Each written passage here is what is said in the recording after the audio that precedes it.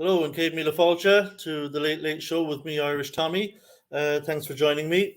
And yeah, as the title suggests, it is crunch time for the Hammers, both domestically in the Premier League and in Europe. And I think these next couple of weeks, we're going to know if we potentially will have a good ending to the season, to what's been a really poor season overall, or if it's just going to flitter out. I mean, there are different the permutations as to what could happen. We could survive relatively comfortably, maybe going into those last two games against Leeds and Leicester. We might already be safe, and we might be in the final of the Conference League, or we could still be in trouble in the league and out of the Conference League. And then any permutation within there, we could be still in danger in the Premier League and in the Conference League final, or it could be, safe but out. So anything can happen really, and we've got obviously these 4 games remaining in the Premier League, which are all huge games now. We're on the cusp of safety, but we're equally on the cusp of being dragged back into kind of squeaky bum time towards that relegation zone. So I think the next 2 games in the Premier League are going to tell us what that's going to look like. We really don't want to be going into games against Leeds and Leicester, 2 teams who are absolutely hammering it for survival. With things still on the line, with our safety still not assured. So let's hope it doesn't come to that. So this game against Man United on Sunday, and then our trip to Brentford are absolutely huge. So let's hope we can secure safety during those 2 games. I'll just see, we've got a couple of shouts already. My old friend, Usual Suspect, how you doing, mate? Good to see you. And another friend of the channel and of my show, Surreal Frame, says, good evening, Tommy. How life treating you, monster brother? Not too bad. Wasn't working today, so I was able to get a few things done that needed doing. But yeah, I'm good. So working tomorrow and Sunday, though, which is a bit of a bummer. But I should still be back in time for the United game. Fingers crossed on Sunday, all going well. Steve was telling you Bell is in the house. Evening, Steve. How you doing, mate? Before I get into life at West Ham going forward, I'm going to get into the Man City game. Obviously, that was the last game that we played on Wednesday night. And Rhonda and Tony, how are you guys? Good morning, Tommy. Is it correct if Tony gets a yellow this weekend, he'll be out for the West Ham game? Do you know what? I don't know. It's the first I've heard of it. I really don't know. I thought they is it like late on in the season you don't get suspended after a certain amount of games have been played, that you don't get suspended or something, but I'm not sure. I'd actually have to look that up. But I'll tell you what, if he was suspended, I mean that would be a massive help. He's obviously a cracking player, Ivan Toney. And fair play to Brentford. I mean, they lost Ollie Watkins, obviously went to Villa for big money. I think it was around 31 million all in. And then they replaced him with Ivan Toney, who's done an unbelievable job and, has stepped up to Premier League level with aplomb, it has to be said. When Brentford are playing well and supplying Ivan Toney, and he's at it, he's almost unplayable. I mean, he's just a brilliant forward. So yeah, if he was to pick up a yellow and was suspended for our game, that would be huge. Having said that, he didn't play against us, I think, at our place either, did he? I don't think he played against us in that game, and we still lost it 2-0. Mbuema was giving us all kinds of problems.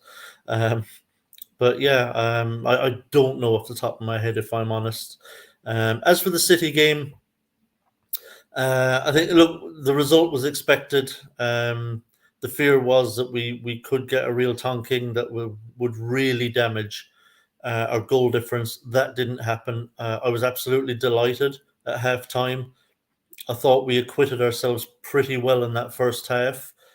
We even created some problems for them defensively. Unfortunately, weren't able to take advantage of any of the kind of half chances that we had.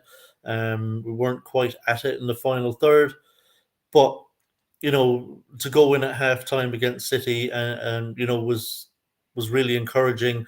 And I think it was right that we went in level at halftime with City because it wasn't a kind of backs to the wall, park the bus defensive performance where we just held out for 45 minutes and they were battering us or anything like that. I did think City were a little bit flat.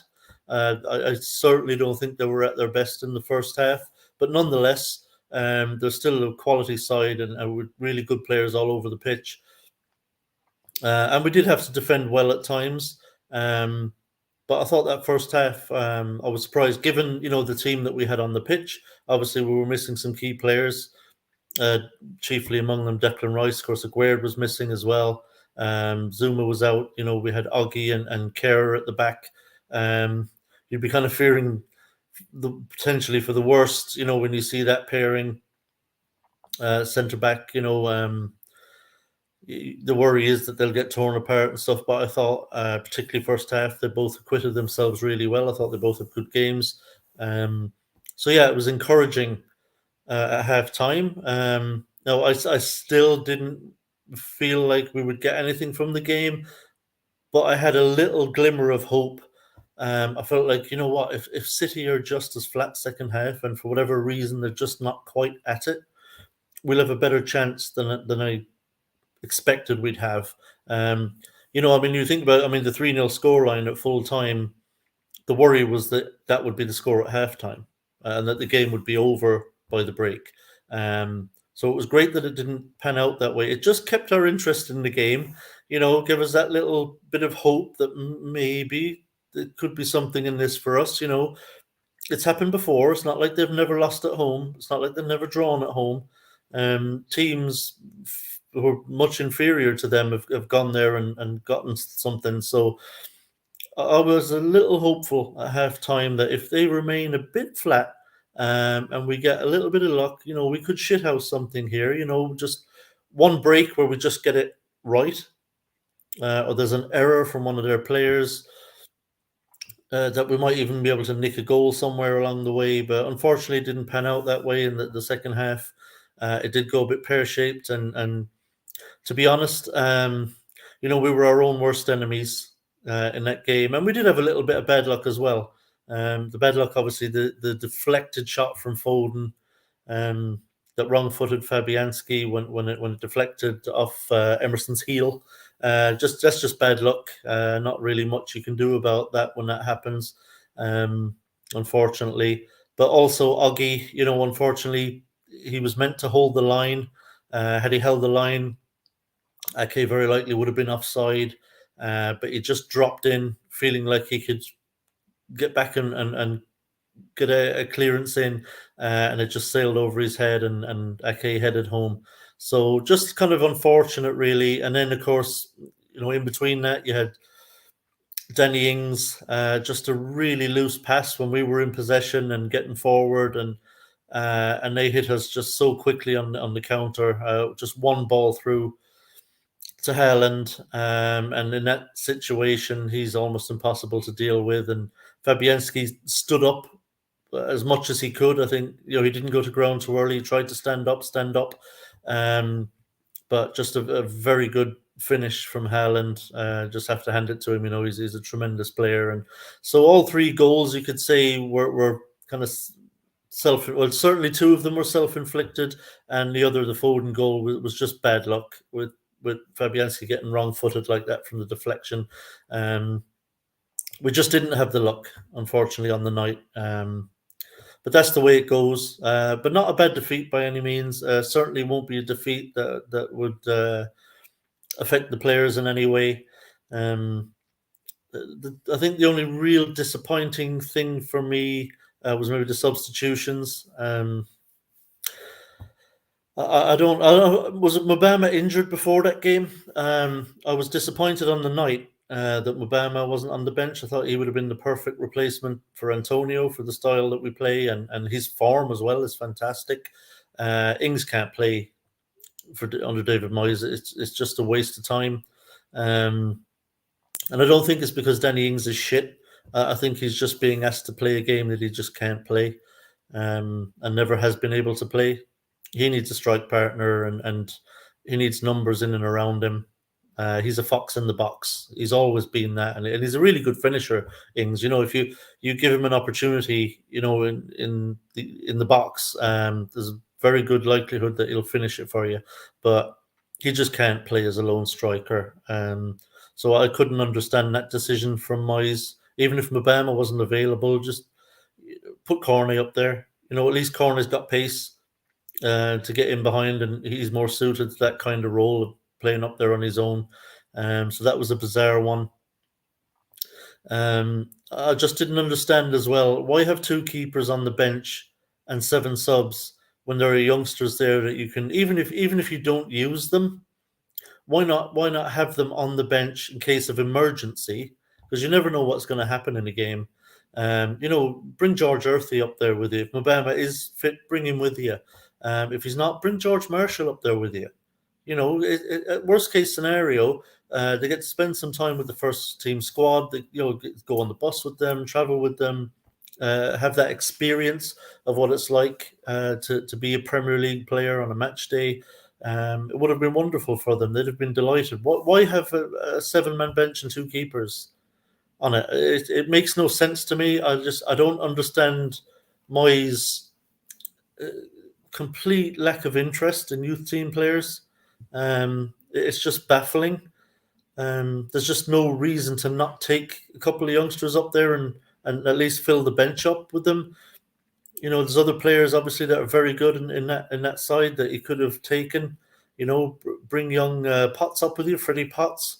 Good, very promising, good young player, or a couple of more that we could mention as well. But it's just a bizarre one to me. But I suppose overall, results wise, it was we expected the loss, so no great trauma there. But yeah, no luck. And I suppose the good thing is that we didn't get trounced. The -3 goal difference doesn't hurt us terribly. The only worry is it brings us very close to or the same as Leicester. We're almost the same as Leicester now, so we got to be a little bit careful. You definitely don't want the season to come down to us and Leicester on the final day of the season. With that goal difference is very close at the moment.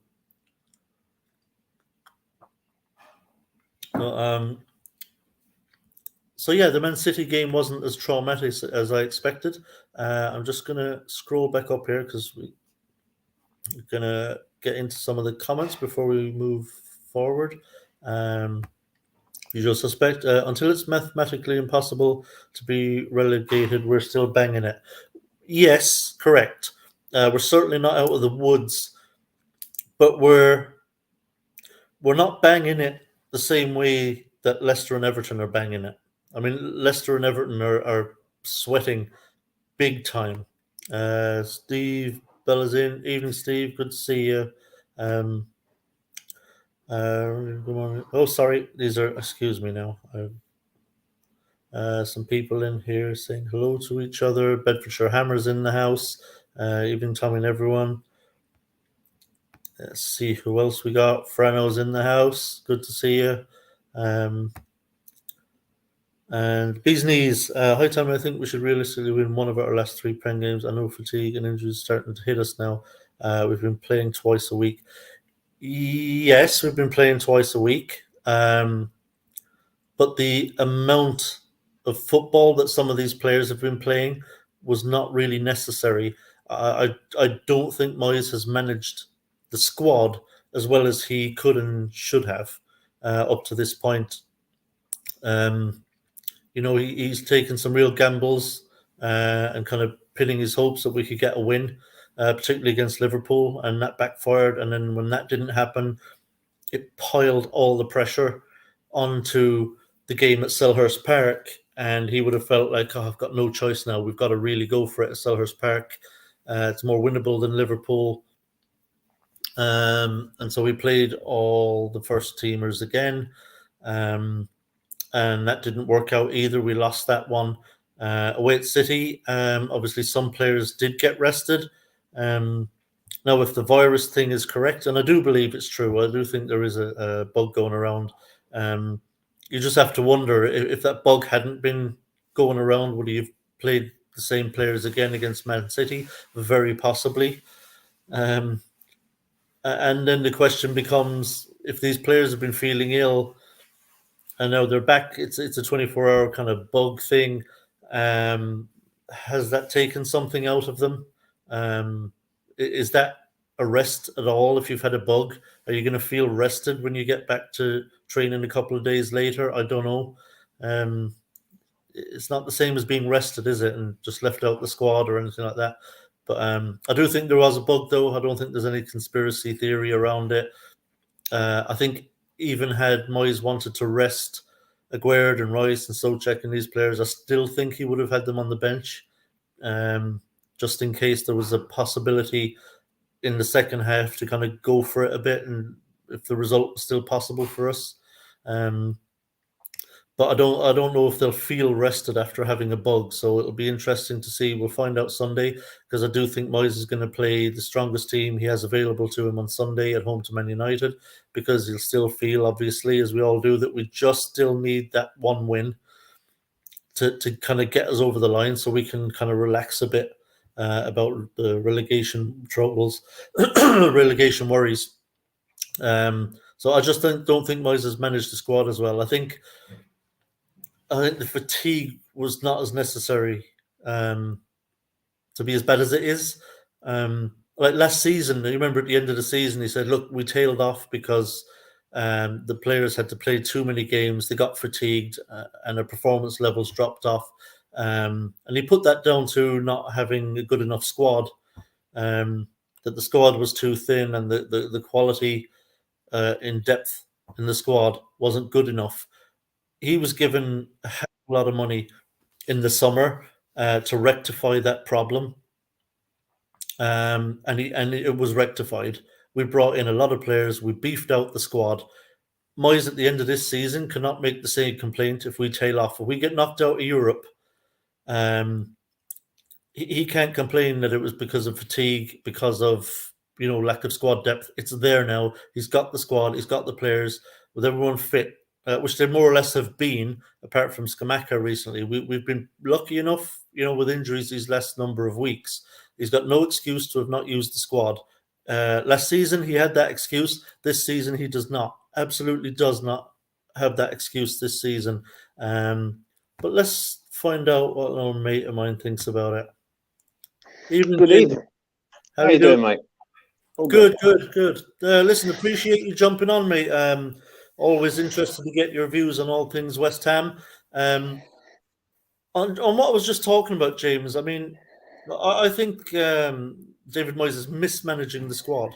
I think he's doing the same thing he did last season, which is running all of our best players into the ground. Yeah. And this time unnecessarily. As I said a minute ago, he had that excuse last season, and that's the excuse he made.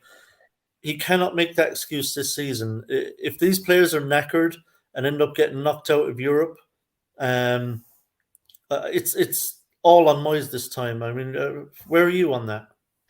I agree, mate. I feel he's been playing a dangerous game for months, really, isn't he? Let's be honest. Like with some of the players, and don't get me wrong, he has been unlucky with injuries. Certain men have got injured over the course of the season, and he's had to rotate it and things like that. But I've said it earlier on. If we don't win the Conference League, it's failure. It's as simple as that. Do you know what I'm saying? And for me, it is hold on next week, AZ. Like, I'm not being funny. I think we're safe. I really do. Like, I think one more point will do it, and I think we're good. The only problem is the result. The teams that we've got on the next four, we got 1 point out of them games last season, and we can't. Like, we've got to try and get another point again from somewhere. Moyes needs to go, mate. I'm afraid he really does. He's done. His time's done, and for what he has done, he should walk away with his head held high and say, hand it over to someone else who can take us to the next level. And when I say next level, I mean consistent finishes in the top half and competing on all fronts for all different trophies. So, You're on mute. Yeah, apologies, I forgot I'd muted myself there. Yeah, I agree with you, James, to be honest. I think we're going to be fine in the league. I think we'll be all right. I think we will pick up some more points. I don't think we're going to lose all 4 of our remaining games. The problem I have is that Moyes, I think, is going to keep playing the same players for all of those games, and the worry is that it's going to catch up with us. I don't think it's necessary. I think that the best thing that could possibly happen is that we beat United on Sunday. If he will put his strongest 11 out on Sunday. We don't know this bug exactly what that's going to look like, but it's still going to be a very strong side. And the best thing that could happen, obviously, is that we win that game. Pretty much guarantee our safety in the Premier League. And after that, I actually don't care about the rest of the results in the Premier League. It becomes all about winning that European trophy. And granted, the same players would have to play on Thursday evening against Alkmaar, but I think you can G the players up. I think you get them up for it psychologically, where you can take away a bit of the mental tiredness by saying, okay, lads, look, great result against United. That's us safe. We're now going all out to win the Conference League and win ourselves a European trophy. So you will be getting rested in the remaining Premier League games. So let's get a really good result. Put it all a huge effort in, everything you've got into this Alkmaar game. And I promise you, by the time that second leg comes around, you'll be rested and you'll be really raring to go for it. And I think the players will buy into that. So I agree. Yeah, I agree. The problem is, of course, if we were to lose on Sunday against United, obviously then we have the Alkmaar game, and then the following Sunday we got to go to Brentford. And if Moyes feels like we're still looking over our shoulder and we still need to get this win, he'll have to play those starting 11 again at Brentford. And that's where I feel like we're going to come unstuck. Depending, of course, on what the aggregate score is when we go out to Holland. But I'll be furious if we throw away the chance that we have to win this competition, because this is not the Europa League. It's not. The team, the Alkmaar, are not as good as what we played in the semi-final or even quarter-final or round of 16 in the Europa League last season. Neither will anyone we meet in the final. So they're actually missing 2 of their best players in the first leg. Their striker and their playmaker or assist merchant, or whatever he is. AZ are there on Thursday. They're there for the taking, big time. And I think West Ham have to learn from last season.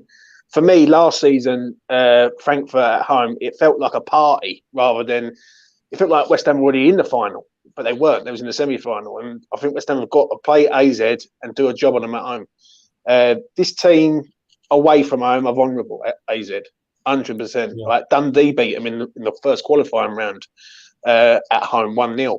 Obviously, they went to Holland and held 7, but it is what it is. But if we can do a job on them in the first leg, I do agree with you. You are bang on about the Brentford game. That's the one after him and all. Because if we end up having a draw against AZ, then we've got to try and go to Brentford and get something. Then, it is another... It's just not a happy hunting ground for us. In the Cups, yeah, but in the league, we just don't win there. So it's going to be a... Next 2 weeks are going to decide where we're all going and what we're all doing this summer. You know what I'm saying? Yeah, I disagree with Bees Knees that it's another Intertoto Cup. I don't think it is. I think this is a more meaningful cup. Like I've said it before, so I'll just reiterate. But I remember for a while when the Europa League began, that people really looked down on the Europa League. That they really did, and it was kind of being touted as a kind of Mickey Mouse Cup as well. And it's really gained in stature in recent years, the Europa League, and nobody sniffs that Europa League now.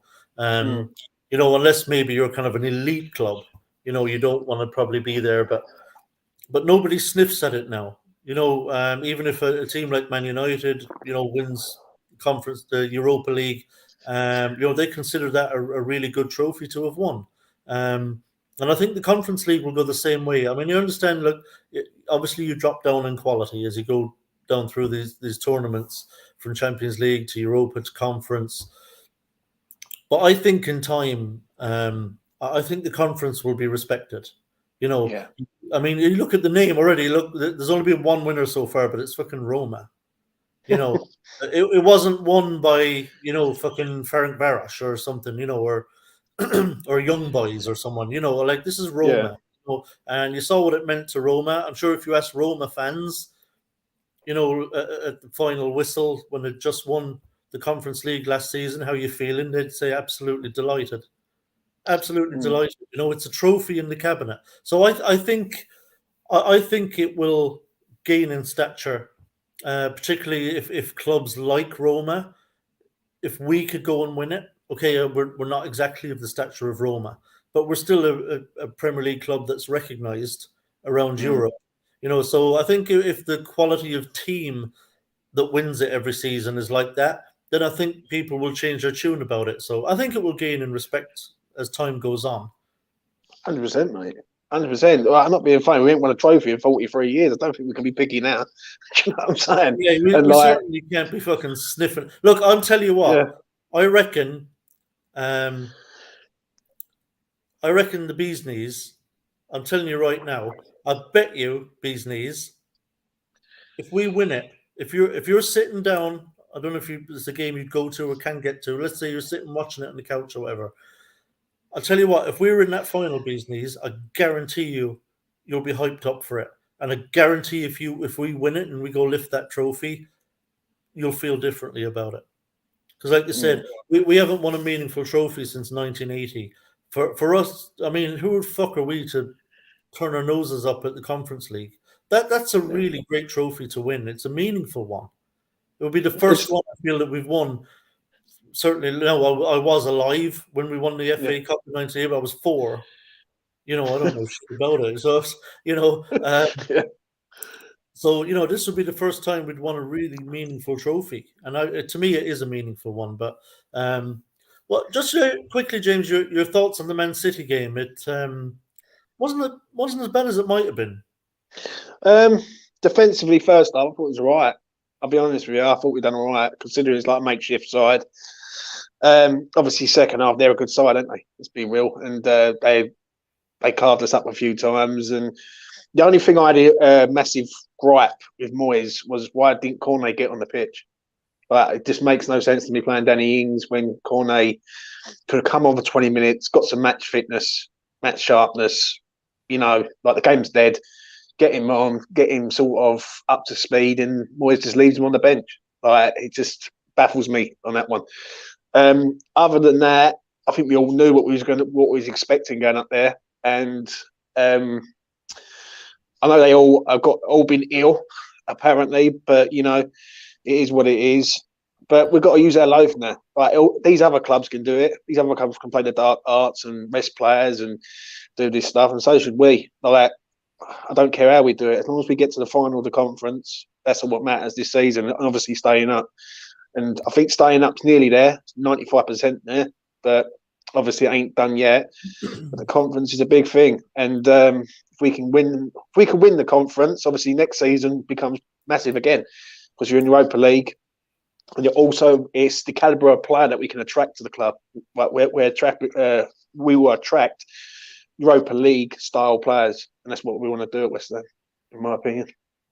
Yeah, absolutely, 100%. But I suppose, look, the United game is a bit more winnable. They're still a bit flaky, United. Yeah, they can be very good on their day, but they can be very ordinary as well. I don't know what the situation is with Kurt Zouma. Moyes is as kind of vague as always about injury situations. I don't expect we'll see him on Sunday. But would you revert to a back 4 for this one? I think you just got to go for it against United. Like, I'm not being funny. It's a game that West Ham fans, young and old, love. This is the one. Like, I'm not being funny. Tottenham's one of them, and Manchester United's another one. Like, we've got a lot of history of Man United.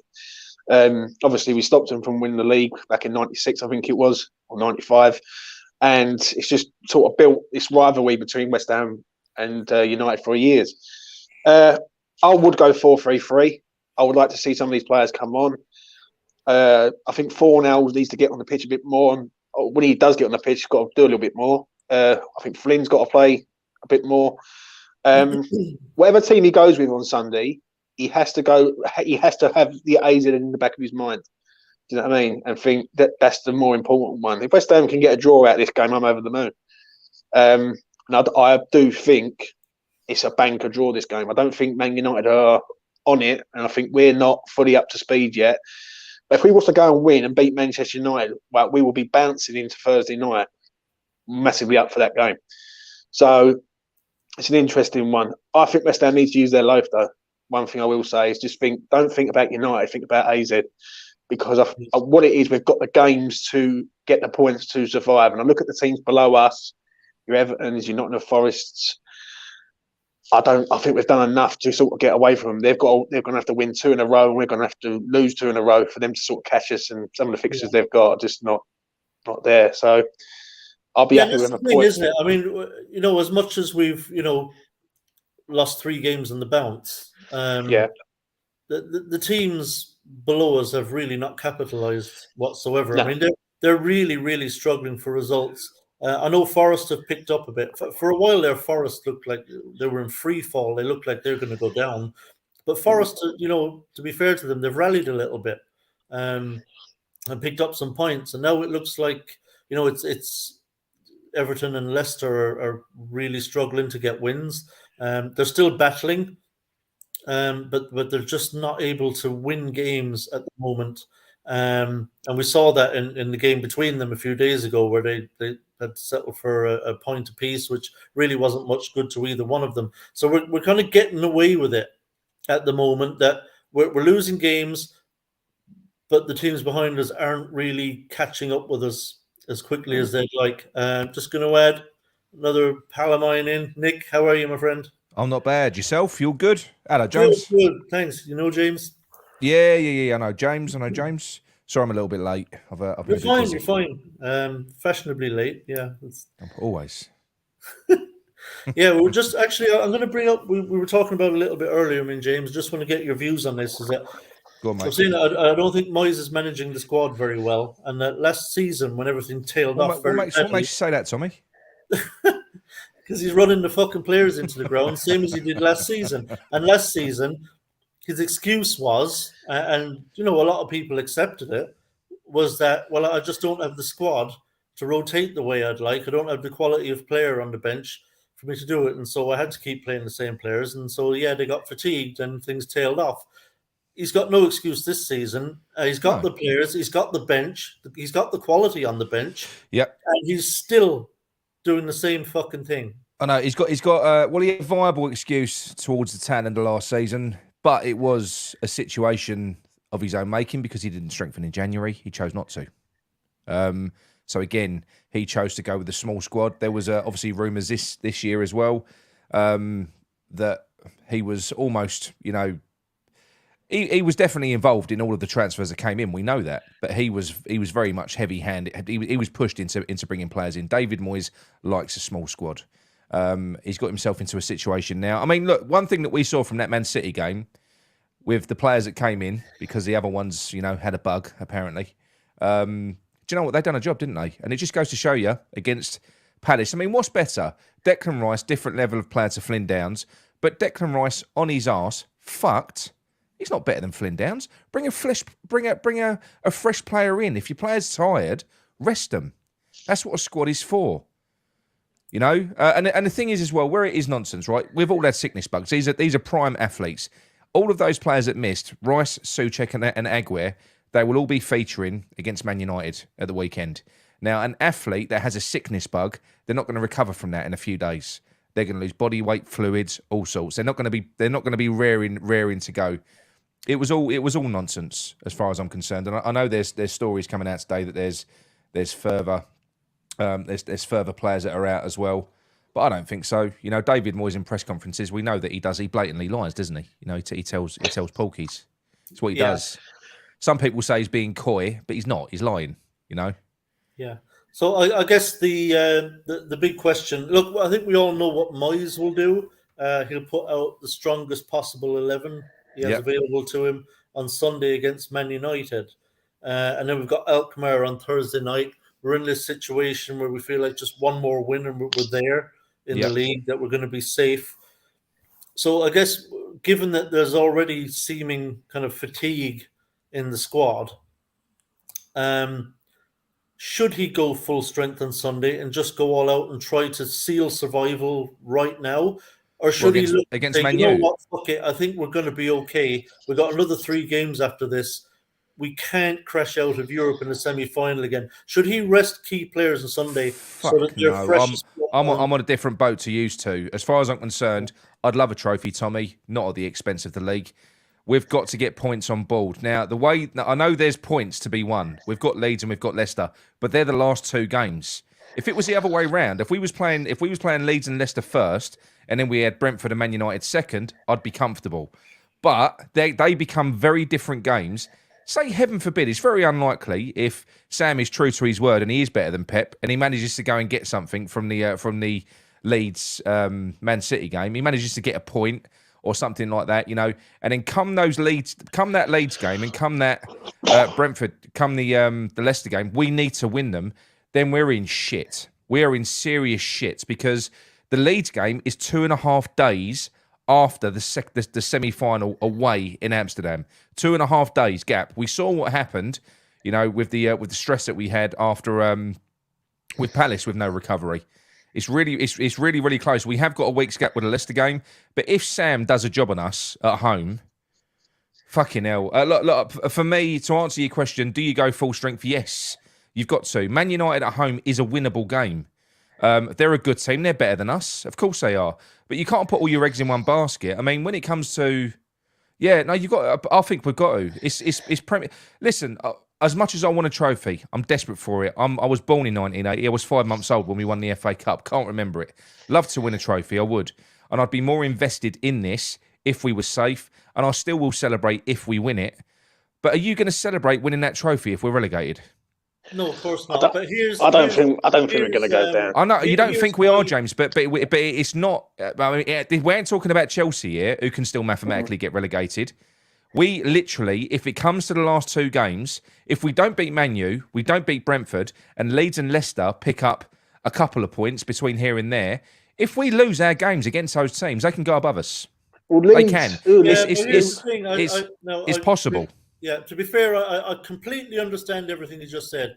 And there's merit. Absolutely, there is merit. I want the win done. Get the fucking points on the board now, then we can focus on Europe. Completely understand, and I think that would probably be the prevailing view of the fan base. Yeah. The reason I would do it the other way is that I don't think... I've been watching fucking Everton and Leicester and Forest. I don't think they're going to catch us. I do think we're going to get a win before the end of the season. So you're willing to gamble on that? You're willing to gamble on that? I actually would. Against Man United, yes. Everton ain't going to do nothing against Man City. I don't think those teams are going to... It's not Everton. Nottingham Forest, I can see getting out of it. They've got very winnable games if you look at them on paper. Getting out of it, maybe, but not. I don't think they're finishing above us. The thing is, the way you got to look at this is, I know what you're saying about going full strength, but then if we all go down against AZ, then you can look at it and go, oh, well, look, he's played full strength. I look at some players in this team who deserve to be starting game. Like Fornells could come in and do a job. He hasn't been great, but he's still a West Ham player. He's loved by the fan base. Why is he not playing? Yeah, I agree with that. I think Flynn gets a lot of heat, a lot of stick, and unnecessarily, really, when he's a backup. I think he done okay against Manchester City. Don't forget, he comes in against Manchester City, Liverpool, Tottenham away, Manchester United away. Like he's played in all against the big 6 away from home for some reason. I think West Ham could easily get a point against Manchester United, and that would be good enough. I don't look at it like you, Nick. I look at it a bit different. I look at it that I think Everton are gone, right? Manchester City, but Nottingham Forest, Leeds, and Leicester are not. Yeah, but Leicester will be fine. Nottingham Forest for me. Okay, so then you're looking at Nottingham Forest and Leeds. So now you're down to Nottingham Forest and Leeds. So Leicester are going to be fine. That means that there's just 2 teams stopping us from being in the bottom 3. But how many points clear are we at the minute? We're 4 points clear. 5, I think it is. 4. They're on 20. They're on 29. We're 4 points clear from Leeds and Leicester. And Nottingham Forest. And Nottingham Forest. We're on 34. They're on 30. See, the way I look at it is, if you get a draw against Man United or a win, like if we win, we're safe. Yeah, if we draw against Manchester United, the free-hit game for me, or the game that I think West Ham should target, is Brentford. Brentford will be on the beach. I know it's straight after the AZ game, but if we beat AZ well, that game against Brentford on that Sunday, we go bouncing into that and go, well, let's have a go. That's 2.5 games after the home league, and you want to go full strength. If we go full strength at home against AZ, full strength, then 2.5 days gap. We're talking about rotating players. You're saying 2.5 days later we're going to be full pelt against Brentford? No, we're not. Palace took us apart because we was tired. What are Brentford going to do to us? Yeah, but Palace took us apart because we played when was it? We played Wednesday night and then we played Saturday lunchtime. It was like that's a tighter schedule. Don't get me wrong. Against AZ Alkmaar at home, we need to be Thursday, going. Sunday. It's the same as Thursday, Wednesday, Saturday is the same as Thursday, Sunday. It's the same gap. Yeah, I understand what you're saying, but I just look at it like Manchester United is a harder game than Brentford to me. Like, I look at Brentford and I think, fair enough, Brentford, we can go there, we can get points off of that team. Against Manchester United, well, especially the way they turn up against us, especially at the LS, they always seem to come and do a job on us. Yeah. Every single time we play them. It is. There is no doubting that Man United are not a better team than Brentford. No one's saying that. But the fact of the matter is we are not in a position where now, with 4 games to go, when we're just 4 points above the drop zone, we have to face 2 of the teams that are below us. Can we go sacrificing games because of a semi-final? I wouldn't sacrifice the game. Well, I think that's a bit strong. I don't think we're not saying do a Sam Allardyce against Forest in the cup. We're not saying chuck a bunch of kids on. We're still going to have some very good players on the pitch. Like I said, we do have a squad now. I mean, you saw. I thought Oggy and Kerr did really well away at City. I know Fornals didn't have a great game, but I think it's just because he hasn't played enough. We've got players that can play there, that can go into that game. It's still going to be a good side that we put out. We can play Cornet. He needs the minutes, but he won't play him.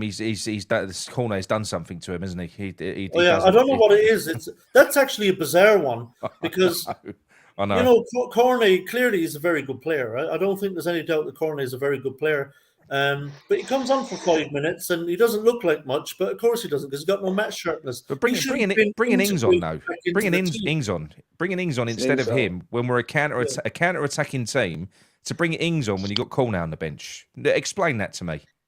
It's an insult, mate. That's what it is. It's an insult to every fan that went. It's an insult to everyone who's watching at home. Yeah. Like Danny Ings, for me, what does he bring you at the minute other than getting offside a lot? Danny Ings ain't shit. If you put Danny Ings in that Man City team, he'd score 25 goals a season. But the fact that because they play a different way, he's a fox in the box. He can finish. But we don't play that way, so Danny Ings is going to be shit for us. It's as simple as that. This is the problem we have with the fatigue. It's why we're having to have this discussion about do you put a first, your strongest 11 out at home to United. We've got good players there that are getting no minutes. Like Cornet, Lanzini can't get a kick. Like, what's that about? I don't know. Well, yeah, but again, he's gone into his shell again. I mean, he's talking about the. What really boils my piss is when he starts complaining about the fixture pile up and everything else. He's talking about it now, and he's alluding to the fact that we've got fatigue. You've got a fucking squad, you idiot. Use it. That's why we spent 200 million. He's really frustrating. I mean, for me, I've got to be honest. I don't know how. Even to this point, I don't know how he's still in the job, even now. I mean, here's a scenario for you two. Here's a scenario, doomsday, right? Doomsday scenario. We've lost 3. We lose against Man U. We lose against Brentford. That's 5. Leeds does us at home, and then we've got to win the last game to stay up. Do you stick with Moyes for the last game and the final, or do you sack him? What do you do? Do you go, Leeds, Moyes can go and get a result away at Leeds off the back of 6 straight losses? And losing that game will relegate us. Would you stick with Moyes at that point, or would you say no? That's it. Fuck off. We've got to try something different. What do you do then? Oh, rock and a hard place, isn't it? I suppose He should be gone. He should have been gone a long time ago. I know, suppose, but you imagine that, and it's not an impossible scenario. It's not. Even thing though is, Nick, it's unlikely we're going to get suppose, relegated. I'll level with you. It is, but it ain't impossible. It's not. Yeah. The thing is, what you're saying is not far from the truth. Yeah, because obviously I've looked at the last 4 fixtures. If you go back to last season, we got 1 point out of them 4 fixtures. That was against Leicester away from home in a 2-2 draw. Now, I hear what you're saying. Do I look at Leeds as a threat with Allardyce? Not really, to me. I think Allardyce speaks a lot, but I think he still goes back to his old ways. Like, I'm not saying that he can't do a job at the LS against us, but I think I don't believe the hype with him. Right? I really don't. It's a tricky question because for me, Moyes should have been gone after the Leicester game at the home fixture in November, but he's still here. Of course he should. But then me and you've had discussions, me and you've had debates about it, and I don't look at Moyes as the problem. I look at Sullivan as the problem for allowing him to still be here. Moyes is the current problem. Moyes has to go. He's got to go. Yeah. He is the current problem. Oh, yeah. Listen, and then above that, ultimately, Sullivan is... But the bloke who is picking that fucking team, who isn't coaching them properly, who is doing what he's doing, is David Moyes. He's got to get out. Yes, ultimately at the top, Sullivan is the one that is keeping him here. But you got to focus on the problem. And if we accept Moyes, then we're accepting Sullivan. I don't accept Moyes. Yeah, I don't accept Sullivan. But answer the question, James. Depends who's going to come in for him on that last game. You're in charge, mate. Who is it? You tell us who's coming in. Well, I don't know, mate. I don't know. I'll just sack him off and just go with the coaching staff. Just go for it. Bring Noble in or something. Noble and Nolan. Do you know what I've said about Noble? Yeah. I would go with Noble and Nolan for one game. For one game. Yeah. Because I think I would have more faith that they will play for that man. Because he's got a lot more respect than Moyes. Do you know what I'm saying? I think Noble, and I'm not being funny, the whole fan base will look at him and go, he does care, and he will give it absolute everything, and he will drive it into them that they have to pull a performance out. Do you know what I'm saying? I think it would have to be an internal appointment. I don't think you could bring anyone in from outside for a week. At that point. I agree. Just for 1 week and expect them to be able to, it has to be someone from inside who isn't going to completely try and start from scratch in a week and get them playing, completely something that's completely alien to them. So I think it would have to be Kevin Nolan if you were to do that. So I suppose, not to dodge the question, in that scenario, man, I suppose, I think I would sack him because I would feel... You'd have to. You would have to. I would sack him and I would just hand the reins to Kevin Nolan and say, look, just get us a win next week and win us that final. Because not only would I feel like we're very likely going to get relegated now if Moyes is in charge of that game, I would also feel like we'll very likely then lose the final as well. If Moyes ain't beating Leeds at home, he ain't beating Leicester away, is he? I agree with you there. Especially, I do, because Leicester are a different level. I think if you are saying to me out the remaining 4, which one's the game that I think West Ham could target to win? Leeds. I do look at Leeds and think Leeds will come forward, suits us down to the ground. But they won't. They won't with Allardyce. We've got we've got 2 games before we play Leeds, so we'll get a look at the Sam Allardyce Leeds over their next couple of games. I think Sam will be targeting the West Ham game, Tommy. Yeah. So by the time I agree with you on that. By the time that Leeds game comes around, we might be talking about a different Leeds. Also, it also depends how West Ham get on against AZ. Because if West Ham win that game against AZ, then the whole fan base and everyone's buzzing, right? And obviously, we go into the Leeds game on a bounce. We've got to beat. Obviously, if we lose against AZ and we get knocked out in the semi-final, then the whole fan base is deflated, and we're going to that Leeds game. Not really on the best of vibe, is it? So if we don't beat AZ at home without their striker and their main creator, their 2 best players, which are the 2 players who are out, if we can't beat them at home, we might as well write the second leg off anyway and just focus on the fucking league. And I'm not being funny. I know everyone's saying AZ are the best team we've played. They're not all that. They're the same as Ghent. They've got a good striker. They're not the same level. They're not Premiership level. They're not. They're a good team. They've got a couple of good players. They are not a good team. They're not. And I'm not saying that they can't beat us, but if we're on our game and we play well, then we'll beat even 50%, 70%, we should beat them. Yeah, I agree with you. I believe though, away from home, well, obviously in Amsterdam they're a good side. Yeah, I've seen a lot of their stuff where away from home they're poor. Right, they lost against Dundee for crying out loud in the qualifying round. So if you lose against Dundee, but then they go back to Amsterdam and they go and put 7 past. Do you know what I mean? So I think West Ham can do the job at home. I really do. It wouldn't surprise me if it ends up going like the way the Ghent game went. Do you know what I mean? Where we sort of just smashed them to bits.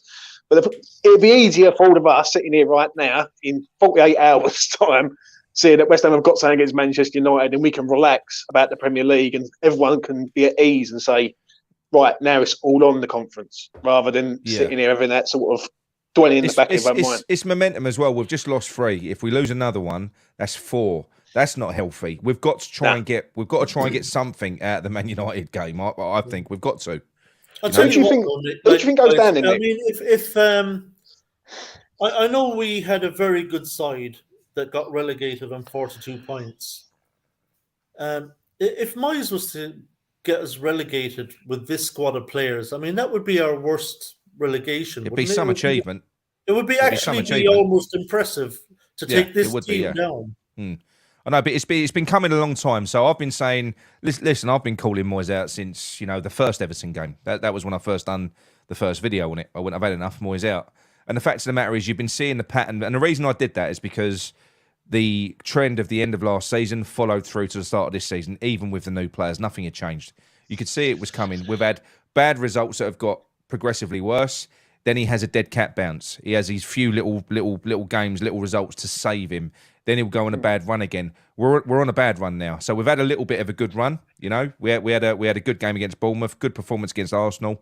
We've had a couple of results this year, but now we're on a downward spiral again. Can he get one last dead cat bounce, or is this going to be? Is it going to be a dead cat? Is he not going to bounce anymore? Here's the thing, and I think me and James are kind of both aligned on this. He might not need one. Right, he might not need one. We might stay up by default. We might, yeah. Let's. I agree with you on that. Let's just go through them like one by one, and these teams, right, with their fixtures. I actually think Everton are bang in trouble. I think we're all agreed Southampton are fucked. I've got Saints and Everton down, and then the next one is between 4 teams. Yeah, it's between Nottingham Forest, who I think will get out of it, Leeds, Leicester, and West Ham. I think we're in it. I've looked at Nottingham Forest's fixtures, Nick, and some of them are like moody as heck. Because one thing they're beating Southampton. They're beating Southampton, so they're on 43. Let's go through them, right? Because I'll bring them up here. Let's go through them. We all agree anyway. First and foremost, that Southampton are gone, right? Yeah. I agree with you, Nick. I think Everton are fucked. Because they're 4 games. They're away against Brighton, home to Man City, away to Wolves, and then home to Bournemouth. I think by the time the Bournemouth game comes around, they're already fucked. They have to get something against either Brighton or Everton, or they're gone, because they're on 29 points. So they need to get a win or City. Yeah, they need to get a win or a point against Brighton or City, because they could, if they were in good form. We watched the game the other day, and they did look all right, the relegation battle down there. Wolves and Bournemouth, for them, they are winnable games. Wolves are going to be on the beach. Bournemouth are on the beach. There's 2 teams that are on the beach, 2 winnable games, but they have to somehow get a point at either away at Brighton or at home against City, or they're done. Yeah, I think Everton are. I think they're fucked. I'll be honest. I think they're going down. Just give me a second. I'm going to bring up. Let's take a look at Leicester. Let's see what they've got left. Okay, so they travel to Fulham first on the beach. No striker. Yeah, on the beach. It's maybe Fulham. I think they will. Played well against the Man City last week. I think they will. I think they'll beat Fulham. Then they're at home to Liverpool. Yeah. Don't see him getting anything there really. Then they travel to Newcastle. They're not going to get anything there. Yeah. Yeah. And then, as we know, their final game of the season, Yes. It would be nice. But if they You know, beat there's a Fulham, if they beat potential- Fulham, if they beat Fulham and us, that's 36 points they're on. Yes, but on the other hand, Nick, and this is where me and James, I think, align. If they lose at Fulham, I think they're gone as well. If they lose Yeah. at Fulham, I think they'll be gone. Yeah, I personally. think by the time That's they their play last us, chance. they'll already be Because relegated. I think Liverpool are fighting for that top four. So Liverpool, and the way Liverpool played against us the other week, it didn't really get out of second gear, in my opinion. Newcastle are on it. So have a look at the Nottingham Forest fixtures. I know they got Arsenal last game of the season. I know that Yeah, for certain. I genuinely think, and I'll be honest with you, I think by the time we play Leicester, it'll be settled. I think Southampton, Everton, and Leicester will be gone. That's genuinely what I think. Yeah, I don't. I mean, Nottingham Forest have got Southampton at home. They'll beat them. They'll beat Saints. Yeah. They've then got Chelsea, the worst team in the league at the moment. I think they'll beat them. I do. I think they'll beat Chelsea. Chelsea is shit. Chelsea They are are shit. shit. Don't get me wrong, but Forest Do you know what? Do you know what? If Chelsea were 5 points worse off, I'd tip them to get relegated. I think they are the worst team in the league at the moment. I think they are shit. I agree with you, Nick. I think Forest are going to beat Southampton at home. Yep. And I think that will actually be enough. Yeah. I think Everton and Leicester are gone. I really do. But you won't feel like that if they beat Fulham, though, Tommy. If Leicester beat Fulham, then you won't feel like that. If they beat Fulham, I'll give them a chance. Yeah. But if they lose at Fulham, I think they're gone, and I already think Everton are gone. I really do. So to be honest, that's why I feel confident that even if we were worst case scenario to lose another two, say to United and Leicester, I actually still think fucking Everton and Leicester are not going to catch us. What's the third game Nottingham Forest got after Chelsea? They've got they're at home to Arsenal, and the league title could be settled by then, James. Yeah, that's the one. So they've got 3 games left, Forest. Then so they've got they've got 4. They've got Palace last game. Palace are on the beach. They're going to be Palace on the beach. Yeah, I think Forest will be okay. I'm worried now, Nick. I'm fucking worried now. Yeah, You know what I mean? Palace are on the beach. And if you the only one for me, if you look at Leeds, yeah. So Leeds could be the one that saves us, because even if they beat us, even if they do the unthinkable, do you know what? Spurs could go and save us. If it did come to that, they've got to play Tottenham at home on the last game, because I don't think they're going to get anything out of Man City. I don't think they are. They're not going to get anything out of Newcastle. So they would have to beat us and win against Tottenham at home. So it could go. Tottenham could save West Ham. There's a conundrum. So how many points do you reckon West Ham need, then, Nick? I want another win. Another win would save us. Yeah, would be all right. Yeah, another win. Yeah, that's it. If we can get, I mean, a point might be enough. I think a point, but we can't you can't really go at this stage of the season. You can't go on past form. These teams now are going to be desperate, fighting for their fucking lives. Anything could happen. It could. Anything could happen. They could go out. They can. These are all good teams on their day. They can grind. They can grind a result out. And do you know what? One win can turn things around for teams. But wouldn't you say, though, Nick, that West Ham have got the better fixtures out of all of them? Like, when you look at our fixtures, like Manchester United at the minute are a sinking ship. Like, even though they're not performing, like, they can't win a game at the minute. Yeah. They give away a lead the other West week Ham. against. Enter West Ham. Then you got Brentford. Who are you putting on Rashford, James? Good question, mate. Good question. Yeah, but Anyone is fast. Forget, it's a good point here from John as well. Agreed. You know, the goal difference as well is essentially worth a point against everyone but Leicester. Yeah. So we could goal difference could save us potentially. Yeah, it's worth a point. It's worth a point to us against three of the four teams. Yeah. 3 of the 4 teams. So. Yeah, look. I think it's extremely unlikely that we get relegated, but I am not going to be comfortable until the next run of games are out of the way, and we can't just rely. We can't just expect that we're going to start by default. We've got to, because what that means is then we're going to be watching all the other results. We've got to stop doing that. We've got to get the points on the table ourselves and get ourselves fucking safe. Yeah, I actually do 100,000% agree with you, Nick, and I don't always agree with you, mate. You know that, but I do agree with you on that. I do agree with you on that. If we start by, let's talk about Sunday then, because look, obviously we're talking about what we would or wouldn't do, but we know Moyes will put out, the strongest team. I'm sure Rice will be there. He's got to. Yeah, Rice, Aguerd, Souček will all play. We know who it's going to be. maybe we might only be missing maybe Zuma and Safal. Well, I don't know if you've heard what's the latest on Safal. I assume he's not going to be available. He won't be. He pulled his hamstring. Even if it was a strain, he ain't going to be ready for that game. Yeah, 2 weeks at minimum. So let's assume that we're missing those two. What do you think, Nick, is likely to happen Sunday? Do you fancy this one? I don't fancy it, but anything can happen against Man United. And at home, if we start well, yeah, I think it's a type of game that we potentially need.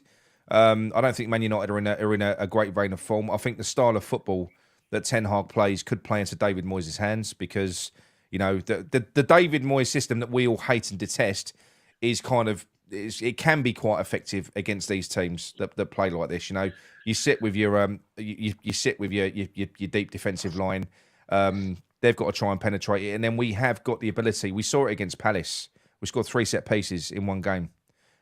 We have got the ability to hurt teams. We just need a chance, and yeah, I can see a 1-0 on that one. I'm going to predict a win. Unlike me, I'm going to predict a win at home against Man United. If we don't beat Man United and they beat us, I'm going to shit myself then. I really am. James? I think it's a banker draw, mate. I think this has got a draw written all over it. I really do. I'd love to say West Ham are going to win. I really would. But defensively, like Nick just said about, obviously, who are we going to put on Rashford? Good question. Like, we've got a back line now that's going to be like makeshift again. Like, who's going to go right back now? You're going to put Kehrer there. You're going to put Ben Johnson there. You've got Kehrer. Kehrer's in form. He's had 2 brilliant games. Arsenal and City. He's had some good games, but the only problem is with Kehrer is he's got that element of mistake in his head, isn't he? Like where he can make one like mistake and it could cost us. Do you know what I'm saying? If we're talking about Zuma's missing, if we're talking about dropping either Kehrer or Oggy, I would drop Oggy for this one. I would play Kehrer alongside Aguerd. Yeah, I would as well. I don't like Oggy in that right centre position. I would as well. I mean, Kehrer for me now is coming into form. He's showing that he is class. Listen, I know he's. I've always maintained that Kehrer is a good player. Always, the entire time, the whole time he's been here. You don't get to play for the teams that he's played for, represent your country if you're shit. He's not shit. He's just played up against, he kept Haaland quiet, apart from that one where the ball's played in behind him after the sloppy ball from Ings. That fucking tackle on Haaland, yes, it could have been given as a penalty as well, but what a tackle. And the thing is, right, yes, people call it rash, I call it decisive. I like a player that makes a decision and fucking does it. If he's not quite on it and he's behind the pace, he's gonna mistime things, he's going to give tackles away. But the way he snaps into tackles, I can't help it. I like players like that. I do. I like players that put tackles in. I think he was chucked in, though, wasn't he? Let's be honest. When Kehrer arrived, he was chucked in against Brighton at home, if I remember rightly. Yeah. And he gave away I think he gave away a penalty, if I remember rightly. Yeah. And ever since then, the fan base has been... I thought overall he had a really good game that day. I know he was there, but... he looked really good. Like he played those early games, and we thought, "Fucking hell, how have we got him for 10 million?" We haven't got a defender that hasn't got a mistake in him. Let's face it. Yeah, I agree. Look at Aguerd for fuck's sake. I mean, he's made a season's worth of mistakes in about 3 games. Aguerd. Yeah. The only thing with Aguerd, because I rate Aguerd highly. I think he's a very, very good player. I'm not sure about him. Not as a centre back. On the ground, I think he's very good. In the air, that's his weakness. He needs a couple of steak dinners. I think he needs that. He goes to the gym. He's quite a lot. Another issue we've got on Sunday. So here's another, just a little spanner in the works. We also have a right back problem, and a big one now, because Sofel really is the only good one we've got. So if we're talking about Aguerd at centre back, it means we're talking Ben Johnson against Rashford on that right hand side. Would there be any temptation, despite the fact it's not his best position, Kehrer, to play Oggy with Aguerd and put Kehrer out on that right-hand side to help deal with Rashford? I think you might have to, mate. I'm not a fan of Ben Johnson, I'll be real. I think he's massively overhyped, and the only reason why he's got a West Ham shirt is because he's coming from the youth. That's it. I think Kehrer and Bowen have done all right together when they've played. In certain matches, if you sort of go through when they're on that side together, they've Kehrer's done well with him. I think he's going to change system though. I don't think he's going to go for it at the bag. I think he's going to go like 5-3-2 or something like that against United and try and hit them on the break. Because what it is with Man United. I was going to say, you know what, the other option, obviously, Nick, would be if you don't fancy either Kerr or Johnson at right back against Rashford. I don't think any of us do. You know, Kerr, I like him as much as you do, Nick, but he's not a right back for me. No. The other option would be, you know, if you go, say, Kerr, Oggy, Aguerd, or Kerr, Aguerd, fucking Cresswell, whatever way you want to do it, and then you could maybe have Emerson and Johnson as wing backs, so that Johnson at least would have that help on that right hand side from Kerr. To get him out of some trouble if Rashford's kind of skinning him a bit. Look, there are ways you can do it. I mean, I'm not being funny. If you've got a focus of, we've done it before. I mean, listen, when we've given Soufal tons and tons of credit in the past, where he's had Grealish in his pocket. If you think back to that game, that wasn't just Soufal. That was Soufal and Fredericks. We doubled up on the player. There's things that you can do tactically to mitigate against single threats. The only issue is you don't have. It's not one game, is it? It's 2 good games in a row. Yeah, that's a bit harsh. 2 good games in a row. John likes to be right. But so you can mitigate against it tactically if there's a single threat. There isn't a single threat in this game. They've got multiple, Man United, but they're not on form. And like I say, the David Moyes way of playing could work against them. I think it could do. I think it's because of with Man United, they like to play these balls over the top for Rashford or any other fast man to run onto. They done it to us in COVID when we played them at the LS, and obviously the ball went out and he ended up in Stratford station. Yeah. And obviously last season we lost 2-1 to them. And obviously it should have been 2-2, but it weren't. But for me, if we set up 5 at the back with wing backs, I'm not going to be happy, but I can understand it. Do you know what I'm saying? I actually think Moyes will. I think with Zuma and Soufal missing, I think if they were available, it would absolutely be a flat back. I agree with Trodge in the chat there completely. You do need someone to win a fucking header.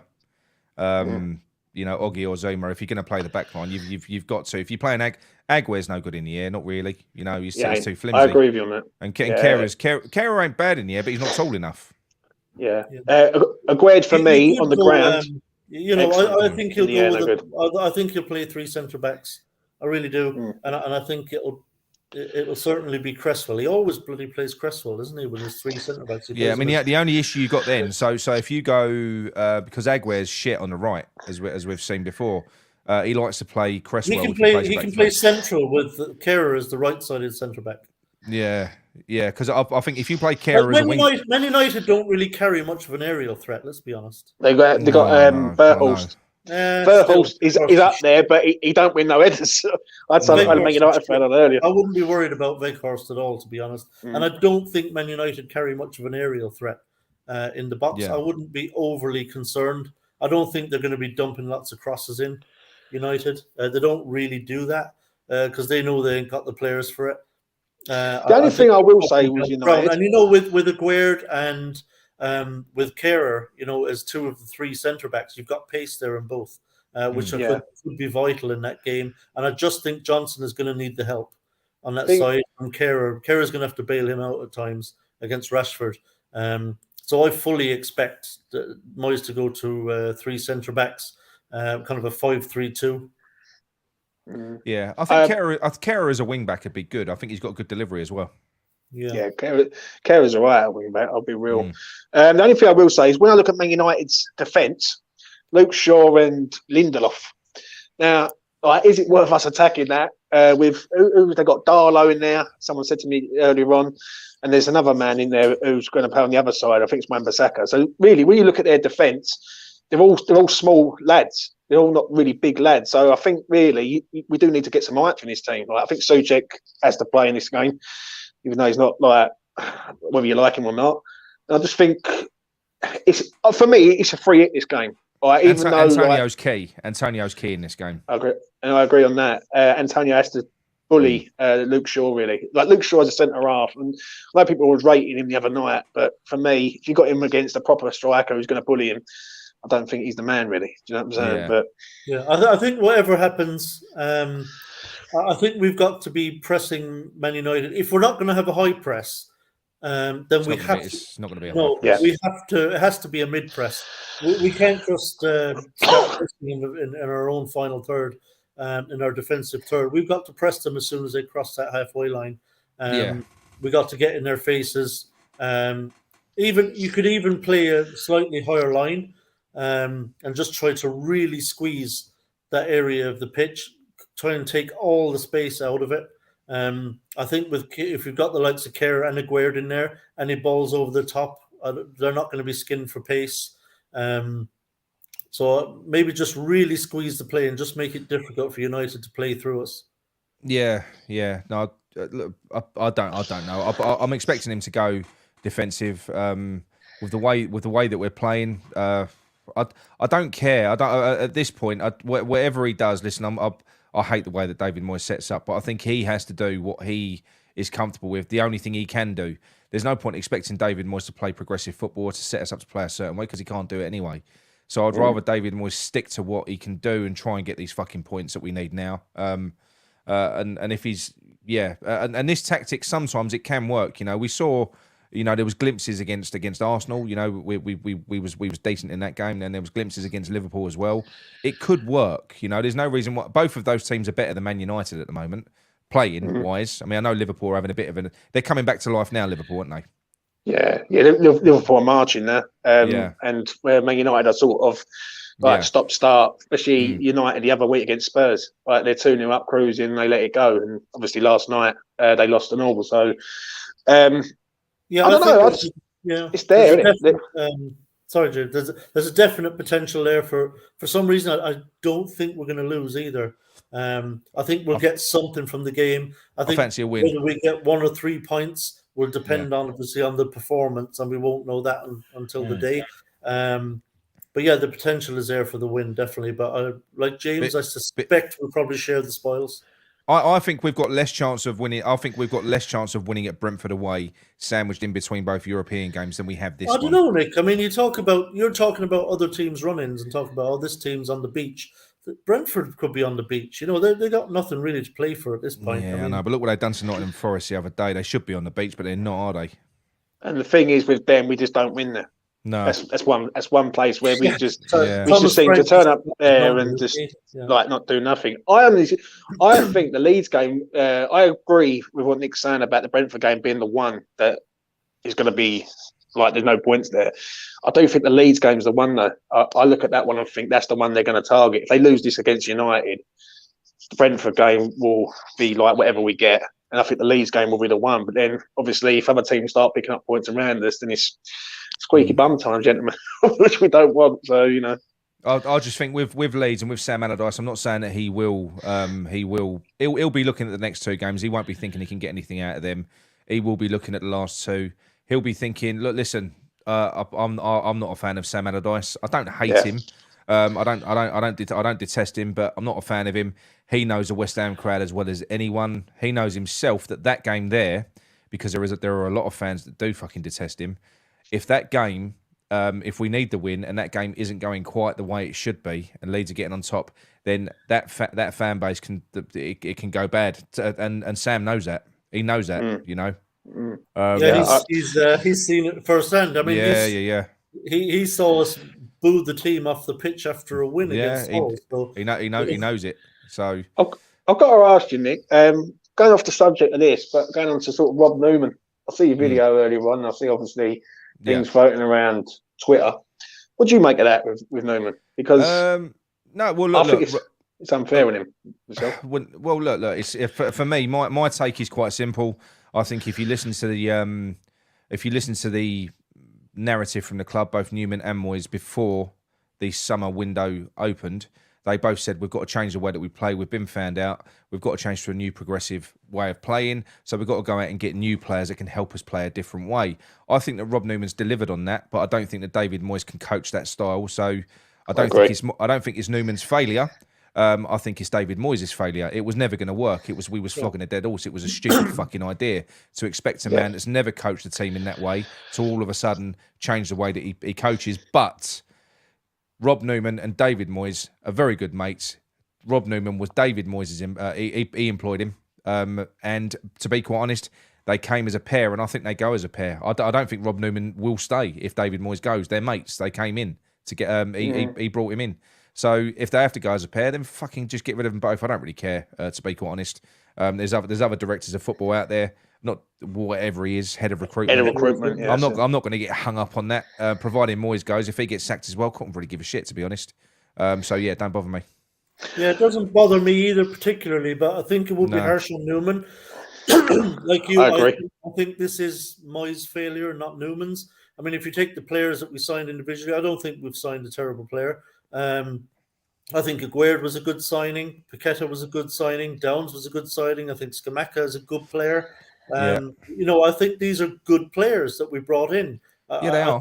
I think the failure is in Moyes, as you say, to implement these players into a style that befits their talents. And so I think it would be unfair on Newman to be sacked. But like I say, if he is, then so be it. But I'm not going to get that hung up on it. I've got to be honest. Yeah. I don't care as long as it doesn't go. Yeah, but we don't want to go back to where we were, Nick. With no. But I think if you get a Paulo Fonseca or someone come in, then you know I'm not being funny to convince a manager of that level to come in, then you're going to be giving them the keys, and I think they'll do it again. They did it with Pellegrini. They gave Pellegrini the keys. They'll give the next manager the keys as well. They will, and I just think Sullivan has kind of stepped away from that and stopped at least doing that. I think he's learned that his particular brand doesn't work at this level. Yeah, the only thing though in that scenario would be if Fonseca came in and started really getting a tune out of all the players that Newman brought in, and he's got rid of Newman. I know, but I'm not going to get hung up on Newman. I mean, look, there's loads of people that can do the job that Newman's done. People were saying he was a nothing at Man City. He was a scout. He was a scout at Man City. He was asked about players that he brought in. The last player he brought in, I think he mentioned Villa, which was how long ago? Through at City. Now I know he identified apparently Alvarez. Identified Alvarez, but I'm not being funny. He hasn't been responsible for tons and tons of the players that Man City have brought in. And for every player that Man City bring in, how many work? You know, because they bring him in at a young level as well. The amount that come in and go out the door again, come in, go out the door. He did bring in Company, Silva, and Aguero. Yeah, look. I'm not saying he's useless. Yeah. But what I'm saying is, I don't care as long as Moyes goes. Moyes is a problem. If they my problem is this is how the narrative could be taken because they're talking about Newman now.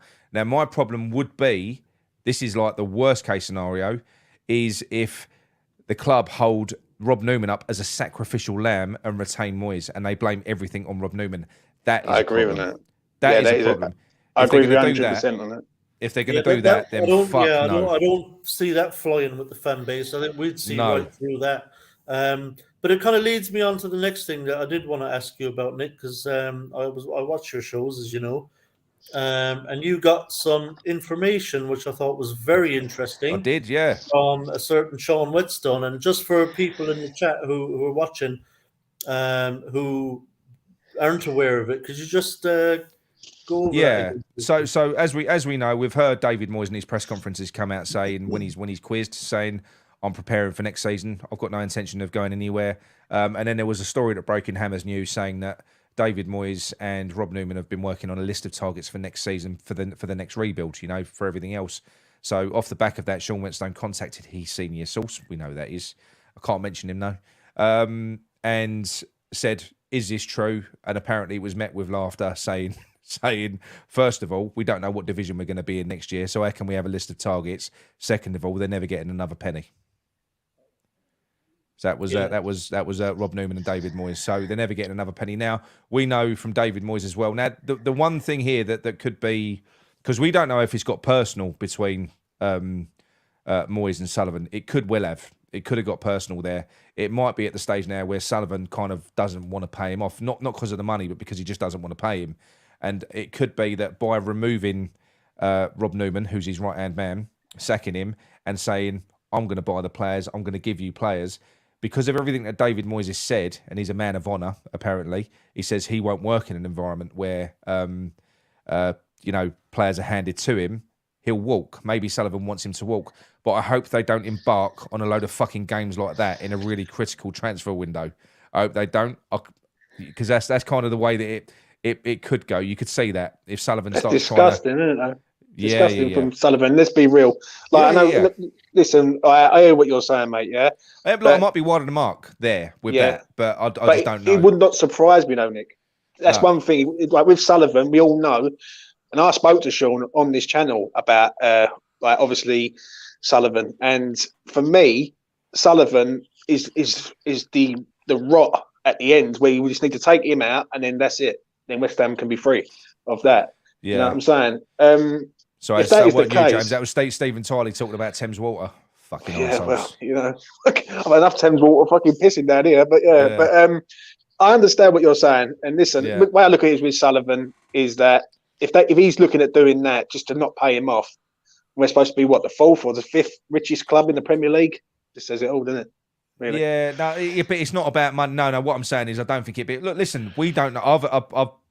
I've been told an awful lot about stuff that's been going on behind the scenes. Now, some of it you can believe, some of it you can't. But there's no smoke without fire. David Moyes is a fucking arsehole. He's an arsehole. Now, there's even something I've been told tonight about the players that were rested against Man City. Now, look, again, this is from someone that I do trust highly. Again, it is gossip. It is rumor. But the story is that the club, basically, and all the backroom staff wanted David Moyes to rest multiple players for the Man City game. They've all identified it. They've obviously been looking at social media, using their own eyes, saying after the Palace game, players need to be rested. If you're going to sacrifice a game, sacrifice this one. That's this one. Yeah. Apparently, David Moyes flatly refused. He said, "No, every game's up to be played. I trust these players. We've got to go out. We've got to try and field, the strongest players out there." And a couple of players, 3 or 4 players, miraculously complained of the same stomach bug. So whether or not they were advised to do that from certain people to force David Moyes' hand, we just don't know. But yeah, that's the narrative is that he was going to pick the same 11 players that played at minus Zuma, because Zuma's injured, that played at Palace. Just another day at West Ham, isn't it? Yeah, I mean, it's just another day at West Ham, honestly. It's nothing ever changes. Imagine that, though. Imagine if the coaching staff or even Sullivan said, "Look, Rice, Aguirre, Zuma, tell him he got a fucking stomach bug. You can't play in this one, boys." Something like that. It's embarrassing, isn't it? Yeah, It's just embarrassing, isn't it? Telling me you feel a bit sick. Yeah, it's like going to the teacher, isn't it, and saying, "I know." I don't know. Do you see Souček agreeing to that? Fucking Moyes love child. I don't know. Look, listen, from what I've been told, he has not got any of those players anymore. They can't stand him. They literally can't. They are not playing for him anymore. Even when we see what happens is people correlate good performances all of a sudden to, he ain't lost the players. They're not playing for him. They're playing for themselves. They're playing for the fans. They're playing for West Ham. They're professionals. They don't want to lose. They'd have to be mercenary wankers to go out there and down tools and fuck the club that pays their wages. So every time they put in a good performance and put in effort, it don't mean they're backing the manager. They're not backing the manager. They've had enough of him, the same as we all have. As sick as we are. Imagine you're playing football, Tommy, for a team. Imagine if you're a creative player playing for a man that sets you up in a way where you haven't got the ball for 70% of the game. Doesn't give you because what it must be to convince your players to fulfill a game plan like that, it must be the narrative that you're not good enough against this team. You can't go toe to toe. This is how we've got to play.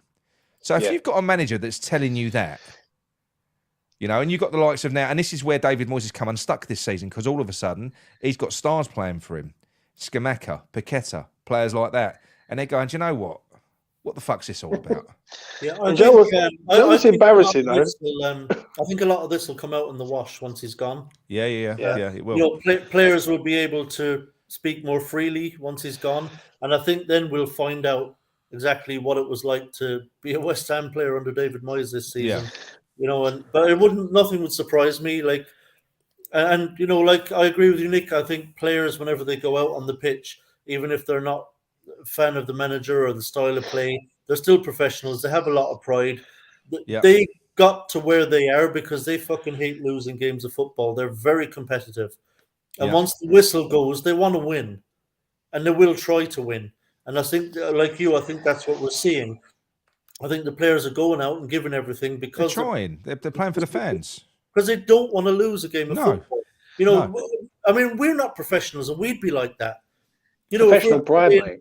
If we're playing Sunday League for a manager we don't fucking like, we don't like the style of play, we're still going to go out on the pitch on the Sunday and say, I don't want to fucking lose again. You're playing for the fans. You're playing for the fans in that thing. Like, you are. It's whatever job you're in, isn't it? Like, if you're in any job, like, you want to do your job to the best of your ability, whether you like your boss or not. Do you know what I mean? Like, you got professional pride. Like, you take pride in your work that you do on the pitch, and that's what the players are doing. Obviously, I don't like Moyes is just Moyes, isn't he? And the thing is, someone said it to me the other day. The Southampton manager, who's a caretaker manager or part-time manager, whatever he is, has done better than Moyes by beating a top 6 side away from home. And Moyes hasn't done it in his whole entire career. And I'm like, well, you got a point. Do you know what I'm saying? So it just says it all. I mean, look. I could get over that. I mean, that stat, you know, is shit. But providing I was, because people kind of misunderstand. I think you're a little bit different to me, James. You want us to be kind of, it's all about, you know, delivering success, and you want us to be winning stuff. And do you know all I want, and this is why I can't stand that man or anyone like him. I hated Kerbishley. I didn't like Sam, even though I respected him for what he did. Got us up, kept us safe. I just want to watch good football. I've never seen West Ham win anything. I don't know. We've moved on now, but all I want to see is a team that go out there and put on a show. That's all I want, and just go at the opposition. That's all I want. Like to be, I agree with you on that. The same, actually, Nick. That's I'm all I exactly want. the same as you. Yeah. Look, we're never going to. Probably never going to be a club that wins trophies and stuff. No, I don't care about that. If it comes, it comes. But you don't support West Ham for the trophies, though. That's the old saying, isn't it? Yeah. If West Ham were playing this season the way Brighton are playing, and we didn't win anything, I'd still be fucking delighted. I'd be like, I just love watching us play football. And we've had some really good results. And the only thing I would say on that is that I would like to see West Ham be like a top 10 side and not having to worry about relegation ever again. That's my attitude on it. If you're only top 10, then you're always on the cusp because you've only got to have a bad season. Look at the top teams like Liverpool and Chelsea. They fall off a cliff every now and then. So if you're top 10 and you have a bad season, then you're in a relegation battle. Yeah, but it's just like, when I look at it like that, I think West Ham are capable of being a top 10, top 12 bracket. West Ham shouldn't be where they are, not with the finances and the resources and the side of the stadium and like the money that West Ham have got. Like, West Ham dropping £160 million last summer. Like, West Ham don't drop 160 million. Like, they just don't do it. What have Chelsea just spent though? Money don't buy everything. And the thing that you've got now, the Premier League is changing now, so you've got these kind of new age fucking teams at clubs that are coming in. Clubs like Brighton and Brentford that don't spend a fortune. They do everything right and by the book. Yeah. You've now got a cemented top 7, which it will become. Now Newcastle have entered the fold. It will become a top 7. But then you've got Brighton, you've got Brentford. That getting in that top 10 is going to take some fucking effort soon if you don't do things properly. We could go out and spend. You could have given David Moyes 400 million last summer. If we're run this way, we're still going to struggle ultimately. Yeah. What would you prefer? Just want to say this, Tommy. Yeah. What would you prefer, though, Nick? Yeah. Would you prefer West Ham being like Brighton and Brentford, like the Moneyball system, where they and don't get sentimental over players? I would. Or would you rather West Ham sort of go out and try and improve gradually with different managers and things like James, that? I'm not being funny. We get so hung up on players because we know when we sell Declan Rice, we ain't going to replace him. Not well. Yeah. We're not going to. If you're Brighton, you ain't going to give a fuck if Declan Rice goes because you trust that Brighton have probably got, if they're selling a player, they've probably got a player who's even better coming through underneath him that they've already identified. So why would you even care? Why would you get that hung up? You wouldn't. I know what you're saying, and I agree with you on that. Like, I think West Ham as a whole are very sentimental with their players. Like, they don't like to let players go. And like, when you look at Payet a few years ago, we could have let him go. Because we don't get many good players, and when they go, they're gone, and everything falls to pieces. That's why. Yeah. You know what it is that frustrates me about this club is the lack of identity. What is that style? Yes. Well, here's what we should be doing, in my opinion, and I'd love to hear what you guys think of this. we should have an identity and a style of play that is the same from our fucking under 12s all the way to our first team. We should have a style of play and an identity. We are West Ham. This is how we play football. And whenever you appoint a manager to the first team, it's a manager that you know aligns with the way we do things, who aligns with the culture at our club. Yep. Brighton have been doing it recently. You know, Brighton, they brought in kind of Potter and he's gone. They brought in De Zerbi. They didn't miss a step. You know, it's a manager who has that same kind of philosophy. They play the same style of football. They do it, if anything, even better now under De Zerbi. But we don't have that identity. Like, we'll bring in Moyes, who plays this way, and Pellegrini plays a completely different way. And Yeah. I mean, we've got no identity and no... And I hate that we don't have that identity where when you think of West Ham, you think, oh, yeah, West Ham, they play like this. But I'm hoping, Tommy, I'm hoping that with Well, the that's two addition... managers been chalk and cheese. They have, but yeah, we flip-flop. Imagine if you're a youngster in say, the under-18s, you come into the under-21s. I know our youngsters are coached the same way all up along, right? It's very technical. Yeah. These are we produce technically good youngsters. And then you get pulled into the first team and get a chance under David Moyes, and now you're being asked to play a style of football. You're like, what the fuck is this? No, you're right, but I'm hoping, Tommy, that with the addition of Noble, that's where that's going to come in. You know, Mark Noble, because we all kicked off a little bit when some of the under-21s were released. You know, we did. But then we've seen the emergence of the under-18s, and now we can see why. They've cleared the decks and they're making space for the under-18s to come through. Now, it makes sense now. Now I've seen what the under-18s can do. It does make sense. I think Noble's getting heavily involved in them. He's nurturing them. I'm hoping that that's what we're doing. We're laying foundations in that way. And look, providing we appoint a progressive manager, yes, you're absolutely right. You have to have an ethos. It's the only way to run a club. If you're going to run an academy and you're going to develop players, you want to develop players in your academy that are going to fit into the first team. That's why you're doing it, ultimately. But I think with Brighton, the way that we do it, it's all about infrastructure. I think I saw a really good analogy, and it was, Brighton, they basically they build and they develop the very best Formula One car, and all the manager is a driver. They go out and they get a driver. If that driver something happens to him, they get rid of him. They've still got the Formula One car. They've just got to go and get another driver. It's as simple as that. Whereas we haven't got that. We've got an old fucking bashed up Datsun Sunny. Robin Reliant. Yeah, that's what we've got, a three-wheeler. Yeah. You know what I mean? Bad, Interesting one here from Pat Holland fan. Says, my Aussie schoolboys played Arsenal on the 16th of January. They played exactly the same style as first team. So when those players come through at Arsenal into the first team, they're playing the same football they've been playing all the way up. Got beat though, didn't they, Tommy? Got beat in the final. Got beat. Yeah, that's the thing though. Got fucked over. What I want to see from this very talented group of under-18s is that they progress through into the under-21s. Yeah. Some of them will get, I'm sure there'll be a couple that will be good enough to be fast-tracked to the first team. But I want them to come into a first team that has a manager that plays a style of football that they can already play and that they're already used to, so that they can then flourish in the first team and develop even further and fulfill their potential. I just worry for who Sullivan, even if we get rid of Moyes in the summer, who does he bring in? Is he going to bring in a progressive manager that'll look at these youngsters and think, "Fucking, I can use them. They can play my kind of football." Tommy, do you know what my prediction is? My prediction is, and I believe this as well. I believe this fully. It's so important that we stay in the Premier League this year. It is. It's really important. I do believe. We know Moyes is gone. That's not even a conversation, right? He's gone. But I do believe Sullivan is gone as well. I think we're going to have a massive overhaul coming, and I think I think it's already in place. I believe it's already in place. I do believe that. I think there's going to be some change. You think Kwiecinski? No, not Kwiecinski. No, he'll sell. He's an investor. He's an investor. That's all he is. That's all he's ever been. He bought in. He does quick flips. He's not a football man. He's heavily invested in Prague, and he's not going to let them go. So it's not going to be. You know what I suspect? I think the Qataris will buy Man United, and I think Radcliffe will come back to us. I'd like that. I prefer that to the Qataris. Although look, I don't even care anymore because we've sold our soul. We've sold our soul anyway. So if at least if the Qataris came in with their bottomless pit of cash, they might be able to sort of realise because it's all bent, it's all crooked now anyway. The fucking Premier League's the same. You've only got to look at somebody officiating. So I'm past all of that now. You know, I'd like Jim Ratcliffe. If I could pick an owner from the ones that have been mentioned, it would be Jim Ratcliffe.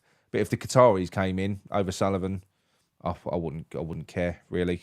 You know. Yeah, I think I'm probably in I'll be the honest, I same wouldn't. position now. I mean, fuck it. I mean, these kind of guys own enough clubs now. I think we're kind of in good company at this point, aren't we? Yeah. So, but we're owned by I mean, a fucking porn baron at the moment, so you know. Yeah, I mean, I went on I went on a rant earlier this season. No, I did, believe it or not. Yeah, no. Not like us, is it, Nick? To No. go ranting. I don't rant. But it came from the heart and it was passionate, and yeah, it was about our youth team and what it means to us as fans, and that to me, I would sack Moyes solely on the basis that he has completely ignored the youth that are coming through. Good youth players that could have done some kind of a job in the first team, because we love seeing these players come through. We have a good history.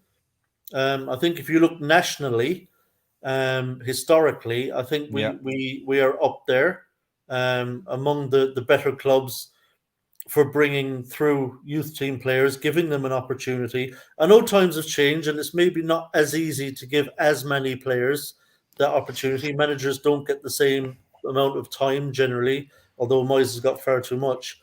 But I just think they've dodged a bullet. Tommy, I think they've dodged a bullet because I think he would have ruined any players that he brought through. So I think they've dodged a bullet. Any of the players that he didn't get up. I do. I think he crushes players. Look at what he's done to senior pros. Look at what he's done to Fornells. Look at the state of him. He was almost in tears after he scored that fucking goal, that scorpion kick. He's an emotional wreck. You know, he don't know where he is.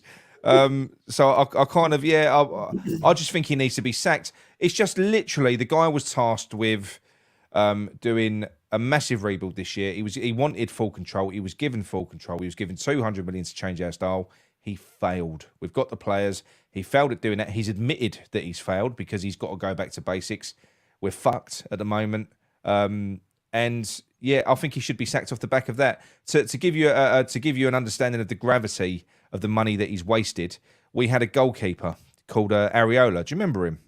Do you remember Areola? Yeah, vaguely. Yeah. Well, we had him. It was a try before you buy. We had him for a year on loan. Rings a bell, yeah. Yeah, we had him for a year on loan, and then what we did was we secured that deal for Areola, and with the agent's fee, with the transfer fee, and with his wages, do you know how much that amounts to?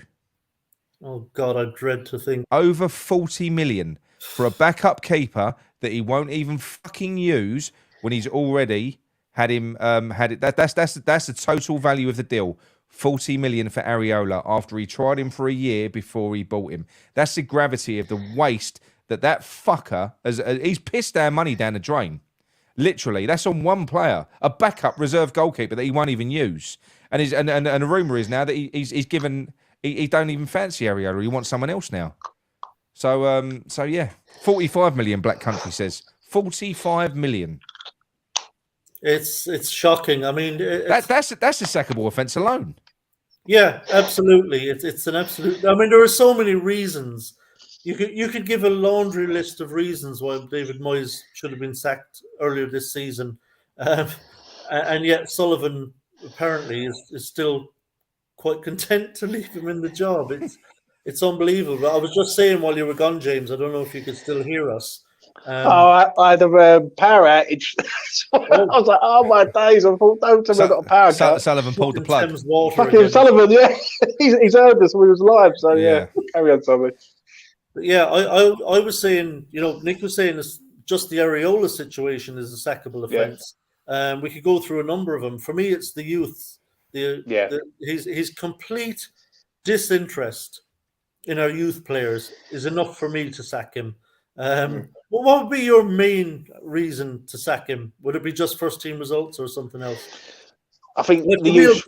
I mean, we know the first team results have been shit. Four letters, begins with a C, ends with a T. That's why I'd sack him. Yeah, no, it's for me. It's his complete refusal to bring through any youth team players. I think it's the youth is one of them. I will say that. I think we've got good youth players. I agree with what Nick said earlier on before I got the power outage. Noble being there is good for us because he cares. Like that's one thing he does. He does care about West Ham and he cares about the youth and We're going to obviously get onto that in a second because we might everything. not have a Noble next season either. More good news. I think the results on the pitch haven't been good. He'll still be there, Tom. He'll still be there. I think the style of play West Ham are playing. Like, if someone could tell me what the style of play is, then I'd love to hear that one. Because we haven't got one. I just think it's time for a change. I think he's took us as far as he can. He's done all right last 2 years, but now it's time to say goodbye. And I just think West Ham can go out and get a better manager that can springboard us onto other things. Now, people say, what are them other things? He's got us to 2 semi-finals. Now, for me, he's got us to 2 semi-finals, but he hasn't won anything with us. Do you know what I mean? And when you look at the players that we've got, if we can get to 2 semi-finals with him, what can we do with a better manager that can develop players and make West Ham a force? Because I do look at other teams. I do look at Brentford and Brighton and Villa and all these other teams.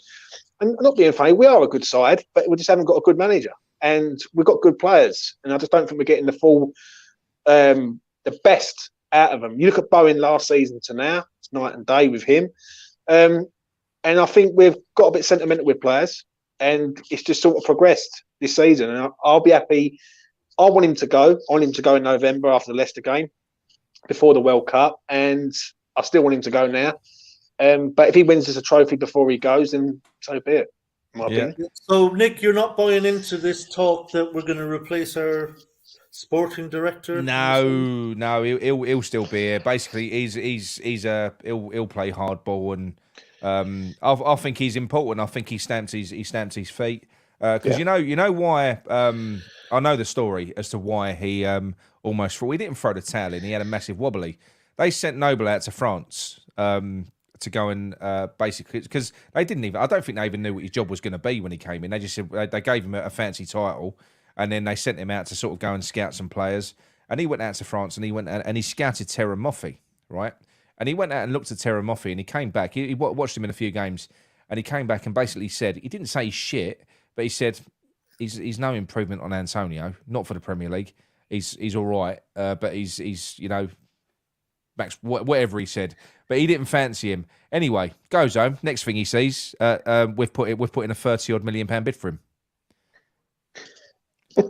After he spent a couple of weeks out there, and he's come back and his report is, no, don't go there. We need better than that. Well, yeah. Who undermined him there, in your opinion? I was told Sullivan. Yeah, doesn't surprise me. I was told because. Yeah, I was told Sullivan. Isn't Moyes in control of? No. As of January, from what I'm told, I think Danny Ings. I think Moyes signed off on Danny Ings, but from what I'm told, because of his reputation in January and he was on the ropes, David Sullivan redeemed control. And basically, they're starting to panic. He didn't want any more players. David Moyes didn't want any more players, but they've gone, look, we need goals. So they were just going out there looking for strikers. They was offering him players. He was going, no, and they've just gone, fucking, we're gonna have to buy him someone. And they've thrown him a player. So I think that's what they did. They threw him a lifeboat. So I do think that was a Sullivan signing. They are panicking. They don't want to get relegated. I don't think. Not everyone can be as relaxed as David Moyes. Yeah, it'd be all right. We'd be fine with 11 players. It'd be fine. You only need Antonio as your single striker for 18 months. It's fine. What's the worst that can happen? Yeah, it's a shambles. But to be honest, Nick, I think we're thankfully in the final month of having to suffer this shit. Yeah, I know. The big question will be that I don't know what I'm going to do when he's gone. I don't know what I'm going to talk about. I know. We're it is draining though. Like I'm going to be honest. It's killed me this year. Right, I'll be honest with you. I don't know about you, Nick. Obviously, like you doing like your thing, I'm doing my thing, etc. It's fucking draining, isn't it? Like it does get you. Like it does drain the life out of you sometimes when you got to do stuff and you're thinking, what is going on? I don't know about you. I mean, I've seen us have horrible seasons. I've seen us be relegated. I don't remember a season as hard to watch as this before, or as mentally kind of draining and just as difficult for a fan. I know, but do you know what's drained the life out of me this season? Almost as much. This is going to be very unpopular. Almost as much as a team. That's been our fan base. Because look, listen, you're quite entitled to like who you want. I can understand people liking David Moyes and respecting him, but the way it's gone this season, right, which is literally, I've always maintained since that fucking the first Everton game, so match day 5, whenever it was, I've maintained that the whole way through. I was Moyes out when it weren't fashionable, and I got a load of shit back then. It went through it, And then we've been flip flopping. Do you know what'll happen if you ran a poll after a loss? Be 90% Moyes out. If you run a poll after 6 losses and we go and beat fucking, I don't know, we go and beat Bournemouth, all of a sudden it's 90% Moyes in. Oh, it's brilliant. It's all fine. He's turned a corner. He's turned so many fucking corners, that bloke. He's done 5 circles, honestly. Well, not a circle, is it, if you turn a corner? I started seeing it on Twitter. Remember, we had... It drives me mad, honestly, the flip-floppers. We had, the Arsenal results and then the Bournemouth result and stuff, and all of a sudden you got these people on Twitter, posting up these pictures of Moyes and there's one guy called Sir Daddy who's just fucking insufferable on Twitter. It's the really fickle ones. I mean, if that is all it takes is one result, then you can't believe in anything, because don't get me wrong. One result and you go from one to the other, one to the other, one to the other. Yeah. I made that decision to do what I did because I'd seen enough and I believed it and I saw it through. Look, don't get me wrong. If he had have turned it round, I would have changed my mind. If I was ever presented with new information, which I never have been, I would have changed my mind. But the fact of the matter is, I can't understand how, still to this point, right on the very last day, if we were to stay up by winning away at Leicester on the very last game of the season, we'd have fans that are out there saying, told you, all those people that doubted him. Really? What, saving us on the last day at Leicester? That's a success, is it? After spending 200 million? Fucking hell. I know what you're saying, because I've obviously, West Ham Online comes on my thing. He's a fucking nightmare. But he's I've got to respect his opinion. The only difference is with West Ham Online and a lot of the younger lads is this the best they've ever seen with West Ham. That's the only thing I can say. Yeah, mate. I don't mind him, Alfie, but I've blocked him on Twitter a while ago now because it just. Yeah, but that's understandable, no, Nick. Listen, that's understandable. Right? I deal with Alfie, and I've spoke to Alfie, and I've spoke to a lot of the younger lads who are sort of 18 to 24. And they're looking at West Ham and thinking, well, this is the best I've ever seen. But I've never seen this us in 2 semi-finals of European competition. Now, I can understand it to a point. Obviously, we're a bit older. We've seen a lot better than this, and we've seen a lot better football than this, a lot better players than this. And I just think a lot of fans are from different generations. Some people of the older generation, I use myself as an example. I'm 36, but I've seen the Redknapp era. I've seen us come through. I've seen some of the shit. I've seen some of the good. Seen some of the best players West Ham have developed from the youth. So I can understand it, but obviously there is a lot of backwards and forwards, and there shouldn't be. And what it is with me is, especially with a couple of lads who's on my channel, with me and Mitch have been Stouch Moyes out for a long time. We've said that this is not on, and a lot of people try and give him benefit of the doubt of what he's done, rather than seeing what he's actually doing right now. I think they're fucking clueless. These are the kind of people. I'm with you, Tommy. These are the kind of people who, if we survive by 2 points, they'll be posted about fucking Moyes. They would be, yeah. They would be. Amazing. Yeah. Praising him to the hill. And look, listen. Can I be brutally honest? I want to win a cup. I hope we win that cup. I'll celebrate winning a cup. It's a fucking one-horse race. We've been given a bye through to the final. It's been a one-horse race the whole way through. If we're ever going to win a trophy, it's this one. It will never get a better chance of winning a trophy than winning this fucking thing, because honestly, it's going to be amazing if we win it, but it ain't the most amazing achievement we've ever done. Who the fuck have we beat to get there?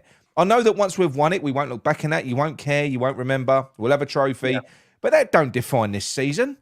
It doesn't. No. It'll be great. We'll enjoy that as fans. We've earned that. With all the shit we've watched this season, in particular, I think with at the very least we've earned that, and we will celebrate it and we will enjoy it. But no, for me, I'm not that competition is this season, especially for West Ham. I mean, we played a fucking airport a few rounds ago, Larnaca. Do you know what I mean? It's the level of you're talking. I'm not taking the piss. Division 2 to mid-championship level teams. That's what you're talking about the whole way through. Now, and even I know there were some good teams in it. You had Lazio. You got Fiorentina. I think Fiorentina are out.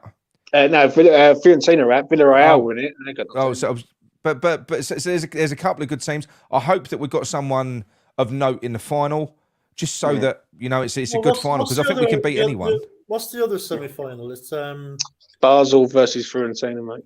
Basel, Fiorentina. Yeah. Yeah, so I hope it's Fiorentina. I hope we play Fiorentina in the final, just Yeah, to give it some, would be, just to give it some credibility. To be quite yeah. honest, because we've beat fucking no one. If we get past AZ, who the fuck are AZ? You'd never have heard of them. Is that the best, though, Nick? Right? I know what you're saying. Yeah, because right, I can Mate, understand it. it's Some of shit. it is some of the teams that we played. I've been. It's a little bit. ponier. It is. Right, It's a but little bit. It's like the old transgender male winning the women's swimming competition. A little bit, you know. Right. But is it our level though? Like, we have got to be realistic. Is it our level? Like, when you look at us, are we a Europa finalist? Not the teams we've been playing, I Nick, dunno. James. Not the teams we've been playing, mate. Mm. Even in a struggling season in the Premier League, even a struggling team like us in the Premier League, who actually does have a good squad of players, we're still better than all that shit we've been playing. You know, it's. I just want to see us win a trophy, mate, and I can die a happy man. Yeah. You know where I fucking sorry, I know we're on a fucking moon, but I'm going to continue it. My worry is that I don't think Moyes is even capable of winning this. Well, if you don't, then that's my worry. No. Look, I think he's going to struggle not to, because it ain't going to be down to David Moyes, is it? Let's face it. I think if we get to the final, the players, it don't matter who he puts out. I've got faith in the players. I've got faith in the team. And this is what I mean. You know, people. You got there's people in the chat earlier on. David Moyes will be, you know, the first person to win the trophy. He'll be up there, Ron Greenwood and John Lyle. Maybe in your mind, he will, not in mine. No. You know, his record in a record books will be the fight. It will stand. But no, for me, no, not a chance. I hope we win it. I hope we do. I desperately want us to win a trophy, not at the expense of the Premier League. I mean, do you know something? This is the other thing as well. We should not be talking about this now. We should just be focusing on this competition. We should be safe in the league. We should be comfortable. We should be looking forward to this, resting players for the competition. He's made it as so difficult for himself. I agree with you 100%. Tommy, you could have taken West Ham to the final this year. I reckon so, yeah. With the right coaching staff around me, yeah. I don't know about that, but go on.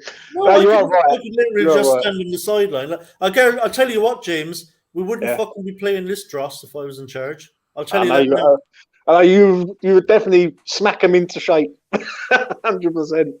But right, listen, I agree. It's sort of like he's made it as hard as possible and put us through, like making every West Ham fan nervous. Fucking Rick Moyes. I will say that. Like, and it shouldn't be like that. Like, we should be comfortable, really, and we should be looking forward to this game rather than thinking to ourselves, "Don't worry, we've got to get something against Man United on Sunday." I think Moyes is going to do the same thing he did last season. I think he's going to flog these players until they got fucking nothing left, and then we're going to get either knocked out when we shouldn't against someone like Alkmaar, or we're going to lose the final because the players are fucked. Yeah, because in the final we'll likely play Fiorentina. They're no mugs. If our players are not fresh going into that game, I think we're going to be really in trouble. I think even Basel have got a huge amount of experience in Europe. A huge amount. Champions League experience. That's my worry. Even if we scrape past Alkmaar, and I think if we beat Alkmaar, I think we will only scrape it. And I think, and then, you know, if the results in the Premier League keep going south, if we lose to United, lose to Brentford, then it's going to be the same 11 players playing them fucking games. I'm just worried that he's going to do the same thing he did last season by not using the squad properly earlier on. No, I don't think so. I mean, I'll tell you what, I kind of, I think with Europe as well, right? Listen, if we win it, great. We've got another season in Europe. But you know something? If we don't win it, there is always a bonus. We can focus on the league next year. We can have some fucking Saturday football again. This Thursday, Sunday football is shit. It actually is.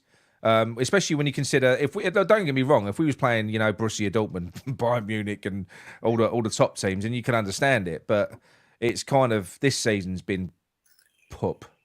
You know, when you consider the disruption for the teams that we've been playing, and it has caused a serious disruption this year.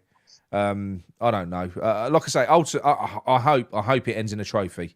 I does, and I will love it. I will love it if we win a trophy. I'd love to see us. I'll get fucking well overhyped. So I don't care who we face really in the final. If it's Basel, I'd like it to be Fiorentina because, like I said, it would be nice to give it some credibility. And I think if we beat Fiorentina in the final, that does at least give it some credibility. You know, when you look at that, that's a proper final. That's a proper I agree. final.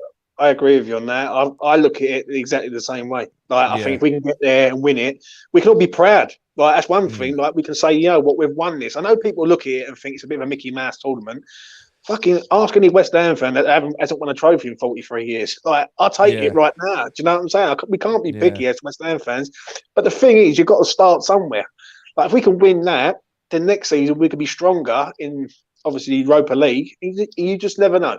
You just never know. Maybe with a manager who's really getting the tune out of the players next season. Yeah. You know, but I think, it would be fantastic to win it. And if we survive, which I believe we will, and we can win the conference, I think, it's been such a hard season to follow West Ham. It's been unbearable. It's been unbearable. It has been unbearable, yeah. And I think at least if we could do that, at least at the end of it, we'd have something to say. All right, at least we got something out of this season. That's How do you like the narrative that some channels have given recently? I won't name any names, but where they come out and say, "Oh, do you know what? I know it's been bad this year, but if we go out and and win that trophy, it will have been the best season ever."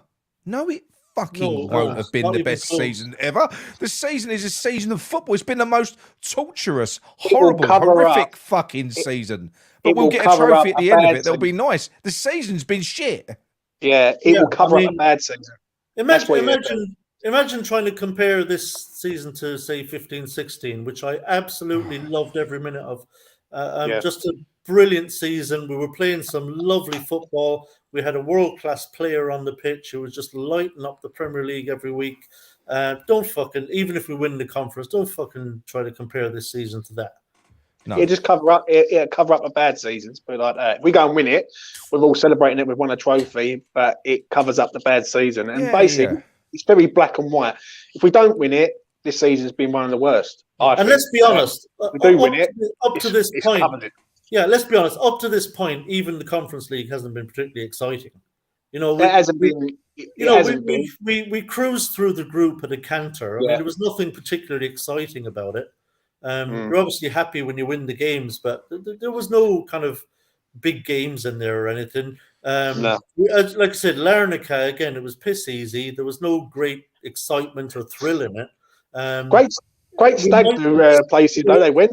Yeah, we potentially could go through relatively comfortably against Alkmaar, perhaps. Yeah. We got to beat Alkmaar. I mean, I'm not. Honestly, I think we will. I've watched them. All right, I've watched them. They've got some quick players. They look all right. But Ghent had a fucking good striker, didn't they? They've got all right. He probably wouldn't be any good in the Premier League. Although he looks like a decent player, I don't think he'll be at Ghent for long. He looks like a good player. Yeah, I mean, if you think back to last season, we're on a different level. We're on a different level to them. Yeah. I mean, if you think back last season, I mean, we had some genuine, real exciting stuff in the latter stages, in the knockout phases of the Europa League. It was great stuff. All three games, I thought, in the knockout stage, or three ties, I should say, that we played, really exciting stuff. We might not get that at all in this competition until the final. That one game where it's like we're really wound up for it now, and we're, it's the final. We're playing, say, Fiorentina, big one-off game, European final. Yeah, we'll be excited. It'll be great, and if we win it, it'll be a massive thrill. But it might be a single game in this whole competition this season where we've actually had that. So let's not pretend, that this season's campaign in Europe even has been particularly exciting. It hasn't. No, it's been a horrific season. It has been. It's been horrible. It's been soul sucking. The whole thing. And David Moyes in particular. He's such a divisive manager. He really is. And at this stage now, and like I say, going back to what I said earlier on about the fan base, it isn't people that like David Moyes I've got a problem with. That's fine. You can like who you want, but it's that fucking the people on Twitter that come out. And they all of a sudden you win one game and they're on you. All you lot that doubted him, blah blah blah. Not fucking. We've been shit for 18 months. We've been right for wanting him sacked. It's been rubbish. It's been terrible. I'll tell you what. the day after the conference final, after we won it, I'm fucking shutting my Twitter down for a bit and saying I'm into the sunset. Right, I'm gonna have to make a move. Yeah, move, I'll lads. tell you what. We're all going to make a move. Listen, guys. Yeah. Oh, really boo! It's only appreciate 2 it. hours, Tommy. What's this? That's what's 2 He's on hours. First I'm of in all, the mood now. I've got work in the morning, Nick, and you're going to be woken up at 7 a.m. by Thames Water. So I won't be. I'll be woken up about 5:30 by my dogs that I've got downstairs. But listen, really appreciate you both coming on. It was a really interesting chat. Yeah. And I'd love to get you both on again whenever you're obviously available. And as always, I'm available to you both if you're ever in the jam. Always will when I can, mate. You know that. Yeah.